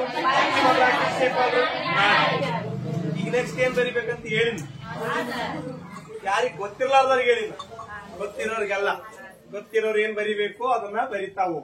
ಮಂಗೋಲೈಟ್ ನಲ್ಲಿ ಎಷ್ಟು ವಿಭಾಗಗಳು ಬರ್ತವೆ? 2 ಬರ್ತಾವೆ, ಪಾಲಿಯೋ ಮಂಗೋಲೈಟ್. ನೆಕ್ಸ್ಟ್ 3 ಬರ್ತಾವಲ್ಲ, ಯಾವ್ದ್ರಲ್ಲಿ? ಯಾವ್ಯಾವ? ಅಲ್ಫನೈಟ್, ಜಿನಾನಿಕ್, ಆರ್ಮೆನೈಟ್. ಇಂಥವುಗಳನ್ನ ಬರೆದು ಅಂಡರ್ಲೈನ್ ಮಾಡ್ಬಿಟ್ರೆ ಒಳ್ಳೆ ಅಂಕ ತೆಗಿಬಹುದು. ನೆಕ್ಸ್ಟ್ ಇದಾದ ಮೇಲೆ 5 ಅಂಕದ ಬರೀಬೋದಲ್ಲ ಇಷ್ಟು. ಎಸ್, ನೀವು ಪಾಯಿಂಟ್ಸ್ ಗಳನ್ನ ಬರೆದ್ರೆ 1.5 ಇಂದ 2 ಮಾರ್ಕ್ಸ್ ಗಳು ಸಿಗ್ತವೆ. ಅದಕ್ಕೆ ಪಾಯಿಂಟ್ಸ್ ಗಳ ಕಡೆಗೆ ಗಮನ ಕೊಡಿ. ಅವಿಭಕ್ತ ಕುಟುಂಬದ 5 ಲಕ್ಷಣಗಳನ್ನ ಬರೆಯಿರಿ. ಸಮಾವೇಶ, ಸಾಮಾನ್ಯ ಅಡುಗೆ ಮನೆ, ವಾಸಸ್ಥಳ, ಕರ್ತನ ಅಧಿಕಾರ, ವ್ಯವಸ್ಥಿತ ವಿವಾಹಗಳು. ಎಸ್, ಸ್ವಯಂ ಪರಿಪೂರ್ಣ. 5 ಕೇಳಿದಾರೆ, ಒಂದು ಎಕ್ಸ್ಟ್ರಾ ಬರೀರಿ. ಬಟ್ ನೀವ್ ಇನ್ನೊಂದು ಇಲ್ಲಿ ಏನ್ ಬರಿಬೇಕಂದ್ರೆ ಇದನ್ನ ಚೆನ್ನಾಗಿ ನೆನ್ಪಿಟ್ಕೊಳ್ರಿ. ಅವಿಭಕ್ತ ಕುಟುಂಬದ ಬಗ್ಗೆ ಕೇಳಿದಾನೆ 5, ಹೌದಾ? ನಾವು ಡೈರೆಕ್ಟ್ ಬಹಳ ಜನ ಏನ್ ಮಾಡ್ತೀವಿ, ಲಕ್ಷಣಗಳನ್ನ ಬರೆದು ಬಿಡ್ತೀವಿ. ಅಲ್ಲಿ ನೀವ್ ಏನ್ ಬರಿಬೇಕು, ಪೀಠಿಕೆ ಬರಿಬಹುದು, ಬರೆಯೋದಕ್ಕಿಂತ. ಯಾಕಂದ್ರೆ 5 ಮಾರ್ಕ್ಸ್ಗೆ ಅಷ್ಟು ಟೈಮ್ ಕೊಡ್ಲಿಕ್ಕೆ ಆಗಲ್ಲ. ನೀವೇನ್ ಮಾಡ್ರಿ, ಅವಿಭಕ್ತ ಕುಟುಂಬ ಅಂದ್ರೆ ಅದನ್ನ ಮೆನ್ಷನ್ ಮಾಡಿ ಫಸ್ಟ್. ಅವಿಭಕ್ತ ಕುಟುಂಬ ಅಂದ್ರೆ ಏನು ಅಂತೇಳಿ ಮೆನ್ಷನ್ ಮಾಡಿ, ಆಮೇಲೆ ಇವುಗಳನ್ನ ಬರೆದ್ರೆ ಡೆಫಿನೆಟ್ ಆಗಿ 5 ಅಂಕಗಳು ಸಿಗ್ತಾವೆ. ಬಹಳಷ್ಟು ಜನ ನಾವು ಡೈರೆಕ್ಟ್ ಇಟ್ಟು ಮಂದಿ ಸೀದಾ ಲಕ್ಷಣಗಳನ್ನೇ ಬರೆದು ಬಿಡ್ತೀವಿ, ಹಂಗಾಗ್ಬಾ. ಫಸ್ಟ್ ಅವಿಭಕ್ತ ಕುಟುಂಬ ಅಂದ್ರೆ ಏನು? ಈಗ ನಾವು ಓದಿದೀನಿ ಅಂತೇಳಿ ಇಲ್ಲಿಂದ ಬೆಂಗಳೂರಿಗೆ ಹೋಗಿ 7 ಬರಕ್ಕಾಗುತ್ತೆ? ಏನಿದ್ರು ನಮ್ಮ ಪೇಪರ್ ಅಲ್ಲೇ ತಿಳಿಸ್ಬೇಕು, ಹೌದಾ? ಏನ್ ಓದ್ಕೊಂಡಿದೀವಿ ಅನ್ನೋದನ್ನ ಅದರಾಗೆ ತಿಳಿಸ್ಬೇಕು. ಹಾಗಾಗಿ ಅದನ್ನ ಚೆನ್ನಾಗಿ ನೀವು ಬರಿಬೇಕು. ನೆಕ್ಸ್ಟ್ ಪ್ರಶ್ನೆ ಇದೆ, ಇದು ಎಷ್ಟನೇ ಚಾಪ್ಟರ್ ಪ್ರಶ್ನೆ ಹೇಳ್ಬೋದಾ ಯಾರಾದ್ರೂ? ಈಗ ಹೇಳಿದಲ್ಲ, ಅವಿಭಕ್ತ ಕುಟುಂಬ 4ನೇ ಚಾಪ್ಟರ್, ಭಾರತದಲ್ಲಿ ಕುಟುಂಬ. ನೆಕ್ಸ್ಟ್ ನೋಡಿ, ನರಸಿಂಹನವರ ಪಿತೃಪ್ರಧಾನ ಅವಿಭಕ್ತ ಕುಟುಂಬದ ಬಗ್ಗೆ ಬರೆಯಿರಿ. ಇಲ್ಲಿ ಇದಾವೆ ಮತ್ತೆ ಎಷ್ಟು ಇದಲ್ವಾ? 4ನೇ ಚಾಪ್ಟರ್ ಹೇಳಿದವರು. ಇಲ್ಲಿ ನೋಡಿ, ನರಸಿಂಹನವರ ಕುಟುಂಬದ ಬಗ್ಗೆ ಬಹಳ ಚಂದ ಬರೀಬಹುದು. ನಿಮ್ಮ ಮನಸ್ಸು ಒಳಗೆ ನಗುತ್ತಿರ್ಬೇಕು ಇಂಥ ಕ್ವಶನ್ ಬಂದಾಗ. ಮುಷ್ಕರ ವಾರ್ಷಿಕ ಜಾತ್ರೆ ಬಗ್ಗೆ ಬಂದಾಗ, ಬಾರ್ಬಿ ಬೊಂಬೆ ಬಂದಾಗ, ಮತ್ತೆ ನೀವು ಎದ್ದಿನ ತಾಲಿಕೆ ಹೊಡೆದಿರಿ ಹಂಗಿಲ್ಲ ಒಳಗೆ. ಯಾಕಂದ್ರೆ ಇವು ಬಹಳ ಸುಲಭದ ಪ್ರಶ್ನೆಗಳು, ಹೌದಾ? ಪುಷ್ಕರ ವಾರ್ಷಿಕ ಜಾತ್ರೆ ಬಗ್ಗೆ ಬಹಳ ಚಂದ ಬರೀಬಹುದು. ಮತ್ತೆ ನರಸಿಂಹನವರ ಕುಟುಂಬ, ಹೌದಾ? ನರಸಿಂಹನವರ ಕುಟುಂಬ ಎಲ್ಲಿ ನೆಲೆಸಿದೆ ಅನ್ನೋದ್ರ ಬಗ್ಗೆ. ಜಿಲ್ಲೆಯ ಎಷ್ಟು ಸಂಖ್ಯೆ ಇದೆ? 206. ಇಲ್ಲಿಯ ಮುಖ್ಯಸ್ಥ ಯಾರು? ಭೀಮಣ್ಣ ಜೀನಪ್ಪ ನರಸಿಂಹನವರ, ಹೌದಾ? ಇವರ ಒಂದು ಏನು ಮುಖ್ಯ ಉದ್ಯೋಗ ಯಾವುದು? ಇವರ ಮನರಂಜನೆಯ ಒಂದು ಇದು ಯಾವುದು? ಇಂಥವುಗಳನ್ನು ಬರೆದು ಬಿಟ್ರೆ 5 ತಲೆಮಾರವೆಲ್ಲ ಬರೀ. ಬಟ್ ಇವುಗಳು, ಈ ಪಾಯಿಂಟ್ಸ್ ಗಳು ಮುಖ್ಯವಾಗಿ ನೀವೇನೇ ಬರೀತಾ ಹೋಗಿ ಪ್ಯಾರಾ ಮಾಡಿ ಬರೀ 5 ಮಾರ್ಕ್ಸ್. ಅರ್ಥ ಆಯ್ತಾ? ಎಲ್ಲದೂ ಈ ತರ 1 ಅಂಕಕ್ಕೆ ಬರ್ತಾವೆ ಇವೆಲ್ಲ. ಮುಖ್ಯವಾದ ವೃತ್ತಿ ಯಾವುದು, ಆಮೇಲೆ ಇವರ ಮನರಂಜನೆಯ ಒಂದು ವಿಷಯ ಯಾವುದು ಅಂದ್ರೆ ಅಲ್ಲಿ ದೂರದರ್ಶನ. ಓಕೆ, ಬರಿಬೋದಲ್ವಾ? ಎಸ್. ಇದಾದ ಮೇಲೆ ಮತ್ತೊಂದು ಪ್ರಶ್ನೆ ನೋಡಿ, ಈಗ ಎಷ್ಟು ಉತ್ತರಿಸಂಗ ಆಯ್ತಿಲ್ಲಿ 3. ಎಸ್, ಮತ್ತೊಂದು ಪ್ರಶ್ನೆ ಇದೆ ನೋಡ್ರಿ. ಗ್ರಾಮ ಪಂಚಾಯಿತಿಯ ಕಾರ್ಯಗಳನ್ನು ವಿವರಿಸಿ. ಕರಿತೀರಿ ನೀವು, ಅದ್ರ ಬಗ್ಗೆ ಬಿಡಿ. ಬೀದಿ ದೀಪ, ಏನು ರಸ್ತೆ, ಆಮೇಲೆ ಚರಂಡಿ ವ್ಯವಸ್ಥೆ, ಕುಡಿಯುವ ನೀರು, ಬರೀತೀರಿ, ಅದ್ರ ಬಗ್ಗೆ ಬಿಡಿ. ಹೀಗಾಗಿ ಇವುಗಳನ್ನ ಪಾಯಿಂಟ್ಸ್ ರೂಪದಲ್ಲಿ ನೀವು ಬರೀಬಹುದು ಕಾರ್ಯಗಳು. ನೀವು 5 ವರ್ಷ ಮಿನಿಮಮ್ 10 ಬರೀಬೇಕು. ಕೆಲವು ಬಾರಿ ಸರ್ ಮಿನಿಮಮ್ 10 ಅಂತೀರಿ, ಮತ್ತೆ ಬುಡಕಟ್ಟು ಪಂಚಶೀಲಗಳು 5 ಇದಾವೆ, ಅವು ಇದ್ದಷ್ಟು ಬರೀಬೇಕು. ಅವು ಇದ್ದಷ್ಟು ಯಾವುದಕ್ಕೆ ಎಕ್ಸ್ಪ್ಲೇನ್ ಬೇಕಾಗಿದೆ? ಎಕ್ಸ್ಪ್ಲೇನ್ ಇಲ್ಲ, ಅಲ್ಲಿ ಇಲ್ಲ, ತಲೆ ಕೆಡಿಸ್ಕೊಬೇಡಿ. ಕಾರ್ಯಗಳು ಇಲ್ಲಿ ಎಕ್ಸ್ಪ್ಲೇನ್ ಇಲ್ಲ. ಎಲ್ಲಿ ಎಕ್ಸ್ಪ್ಲೇನ್ ಬರುತ್ತಂದ್ರೆ ನಿಮ್ಗೆ ನಾಳೆ PDO ಎಕ್ಸಾಮ್ ಗೊತ್ತಿರಲ್ಲ, ಅಲ್ಲಿ ಎಕ್ಸ್ಪ್ಲೇನ್ ಬೇಕು. ಆಮೇಲೆ ನೀವು KS ಗೆ ಒಂದು ವೇಳೆ ರೂರಲ್ ಡೆವಲಪ್ಮೆಂಟ್ ಅಂತೇಳಿ ಬರುತ್ತೆ, ಗ್ರಾಮೀಣ ಅಭಿವೃದ್ಧಿ ಅಂತೇಳಿ ಒಂದು ವಿಷಯ ತಗೊಂಡ್ರೆ ಅಲ್ಲಿ ನಿಮ್ಗೆ ಲಾಂಗ್ ಆನ್ಸರ್ ಕೇಳ್ತಾರೆ. ಅವಾಗ ಬೇಕಾದ್ರೆ ಇದು ತಗೊಂಡು ಇಲ್ಲಿ ನಿಮ್ಗೆ ಅಷ್ಟೊಂದು ಅವಶ್ಯಕತೆ ಇರುತ್ತೆ. ಪಾಯಿಂಟ್ಸ್ ಬರೆದ್ರೆ yes. Next question. Next, Pushkar ವಾರ್ಷಿಕ ಜಾತ್ರೆಯ ಬಗ್ಗೆ ಟಿಪ್ಪಣಿ ಬರೆಯಿರಿ. ರಾಜಸ್ಥಾನದ ಪುಷ್ಕರ ಸರೋವರದ ಬಳಿ ಈ ಒಂದು ಜಾತ್ರೆ ನಡೆಯುತ್ತೆ. ಮುಖ್ಯವಾಗಿ ಒಂಟೆ ಮತ್ತು ಜಾನುವಾರುಗಳ ಜಾತ್ರೆ. ಎಷ್ಟು ದಿನ ನಡೆಯುತ್ತೆ? 5 ದಿನ ನಡೆಯುತ್ತೆ. ಕಾರ್ತಿಕ ಮಾಸದ ಏಕಾದಶಿಯ, ಹೌದಾ? ಮುಖ್ಯವಾಗಿ ಜನ ಸ್ನಾನ ಮಾಡ್ತಾರಲ್ವಾ, ಯಾವ ಒಂದು ನಂಬಿಕೆಯಿಂದ? ಪುಷ್ಕರ ಸರೋವರದಲ್ಲಿ ಬ್ರಹ್ಮನ ಸ್ನಾನ ಮಾಡಿದ ಅನ್ನುವಂತ ನಂಬಿಕೆಯಿಂದ ಅಲ್ಲಿ ಸ್ನಾನ ಮಾಡುವಂತ ಪದ್ಧತಿ ಇವತ್ತಿಗೂ ಇದೆ. ಜೊತೆಗೆ ಆ ಒಂದು ಜಾತ್ರೆಯಲ್ಲಿ ಹೆಣ್ಣು ಮಕ್ಕಳು ಕೂಡ ಆಟಿಕೆ ಸಾಮಾನುಗಳು ತೆಗೆದುಕೊಳ್ತಾರೆ. ಜೊತೆ ಅಲ್ಲಿಗೆ ಮುಖ್ಯವಾಗಿರುವಂತಹ ಒಂದು ಏನು ಕಾರ್ಯಕ್ರಮಗಳು, ಓಟದ ಸ್ಪರ್ಧೆ ಇರುತ್ತೆ, ಸಂಗೀತ ಇರುತ್ತೆ, ಹಾಡು ಇರುತ್ತೆ, ಮೀಶ ಪ್ರದರ್ಶನ ಇರುತ್ತೆ, ಹೌದಲ್ಲ? ಇವೆಲ್ಲವುಗಳನ್ನ, ಒಂಟೆ ಓಟದ ಸ್ಪರ್ಧೆ ಇರುತ್ತೆ, ಇಂಥವುಗಳನ್ನ ನೀವು ಬರಿಬೋದಲ್ಲ? ಎಸ್, ಅದು ಲಾಸ್ಟಿಗೆ ಬರುತ್ತೆ. ಸುಮ್ಮ 1-2 ಪಾಯಿಂಟ್ ಬರಿಬೋದು, ಅಷ್ಟು ಬರಿಬೇಡ್ರಿ, ಟೈಮ್ ಇದಾಗ 2 ಮೆನ್ಷನ್ ಮಾಡಿ. ಬಾಗಲಕೋಟದ ಯಾವ್ದು? ಬನಶಂಕರಿ. ಮತ್ತೆ ಬೆಂಗಳೂರಿನ ಕಡಲೆಕಾಯಿ ಪರೀಕ್ಷೆ. ಪರೀಕ್ಷೆ ಅಂದ್ರೆ ಏನು? ಪರೀಕ್ಷೆ ಅಂದ್ರೆ ಏನು? ಜಾತ್ರೆ. ಪರೀಕ್ಷೆ ಅಂದ್ರೆ ಜಾತ್ರೆ. Okay, S. ಸರಿ, ನೆಕ್ಸ್ಟ್ ಕ್ವಶನ್ಗೆ ಹೋಗೋಣ. 5 ಅಂಕದ್ದು ಇನ್ನೂ ಮುಗುದಿಲ್ಲ. ಬಸ್ತಾರ್ ಬುಡಕಟ್ಟು ಮಾರುಕಟ್ಟೆಯ ಬಗ್ಗೆ ಟಿಪ್ಪಣಿ ಬರೆಯಿರಿ. ದಯವಿಟ್ಟು ಗೊಂದಲ ಹಾಕ್ಬೇಡ್ರಿ. ನಮ್ಮ ವಿದ್ಯಾರ್ಥಿಗಳು ಬಹಳಷ್ಟು ಜನ ಈ ಕ್ವಶನ್ಗೆ ಏನ್ ಮಾಡಿದ್ದಾರೆ, ದೊರಾಯಿ ಮಾರುಕಟ್ಟೆ ಬಗ್ಗೆ ಬರ್ತಾರೆ. ಎಸ್, ಬಸ್ತಾರ್ ಬುಡಕಟ್ಟು ಮಾರುಕಟ್ಟೆಯ ಬಗ್ಗೆ ಇದೆ. ಈ ಏನು ಈ ಆಲ್ಫ್ರೆಡ್ ಗೇಲ್ ರವರು ದೊರಾಯಿ ಮಾರುಕಟ್ಟೆ ಬಗ್ಗೆ ಅಧ್ಯಯನ ಮಾಡಿಲ್ಲ, ಅದಕ್ಕಿಂತ ಮೇಲ್ಗಡೆ ಇದೆ ಪುಸ್ತಕದಲ್ಲಿ, ನೋಡ್ರಿ ಇದೆ. ನೀವು ಹೋಗಿ ನೋಡ್ಕೊಂಡ್ರೆ ಗೊತ್ತಾ ಇದೆ. ಇಲ್ಲಿ ಬೇಡ, ಇಷ್ಟು ಹೇಳಿದ್ರಲ್ಲ, ಏನ್ ಹೇಳಿದೀನಿ, ದೊರಾಯಿ ಮಾರುಕಟ್ಟೆ, ಅದ್ರ ಮೇಲ್ಗಡೆ ಬಸ್ತಾರ್ ಮಾರುಕಟ್ಟೆ ಬಗ್ಗೆ ಇದೆ. ಇದು ನಮಗೆ ಗೊತ್ತಿಲ್ಲ ಅಂದ್ರೆ ಟಚ್ ಮಾಡಕ್ ಹೋಗ್ಬಾರ್ದು. ಯಾವಾಗ ಟಚ್ ಮಾಡ್ಬೇಕಂದ್ರೆ 4 ಪರ್ಫೆಕ್ಟ್ ಕೊಟ್ಟಿರ್ತೀವಿ, ಇನ್ನ ಒಂದು ಗೊಂದಲಾಗಿರ್ತೀವಲ್ಲ, ಅವಾಗ ಏನ್ ಮಾಡ್ಬೇಕಂದ್ರೆ ಮುಖ್ಯವಾಗಿ ನೀವು ಪರ್ಫೆಕ್ಟ್ ಬರುವಂತವುಗಳನ್ನ ಬರೆದು ಆಮೇಲೆ ಇದನ್ನ ಬರೆದ್ರು ಕೂಡ ಒಳ್ಳೆ ಅಂಕಗಳನ್ನ ಪಡೀರಿ. ಓಕೆ, ನೆಕ್ಸ್ಟ್ ಇಲ್ಲಿ ನೋಡ್ರಿ, ನಮ್ಮ ಹುಡುಗರು ಬಹಳ ಮಿಸ್ಟೇಕ್ ಮಾಡ್ಕೊಂಡಿದ್ರೆ 80 ತೆಗಿಯಕ್ಕಾಗಿಲ್ಲ. ಈಗ 73 ಇಲ್ಲಿವರೆಗೆ ಒಂದು 20 ಏನು ಪತ್ರಿಕೆ ನಾನು ಏನು ಚೆಕ್ ಮಾಡಿದೀನಿ, ಉತ್ತರ ಪತ್ರಿಕೆಗಳನ್ನ, ಅದರಲ್ಲಿ 73 ಹೈಯೆಸ್ಟ್ ಆಗಿದೆ. ಮತ್ತೆ ಮಾರ್ಕ್ಸ್ ಎಲ್ಲಿ ಹೋದ್ರು? 5 ಮಾರ್ಕ್ಸ್ ಒಂದು 5 ಎಲ್ಲಿ ಮಿಸ್ಟೇಕ್ ಆಗಿದೆ ಅಂದ್ರೆ ಇಲ್ಲಿ ಪ್ರಶ್ನೆ ಇದೆ, ಏನಿದೆ, ಕ್ಯಾಥಲಿನ್ ಗೌ ಅವರ ಪ್ರಕಾರ ರೈತ ಚಳುವಳಿಗೆ ಕಾರಣವಾದ ಅಂಶಗಳನ್ನ ವಿವರಿಸಿ ಅಂತ ಇದೆ.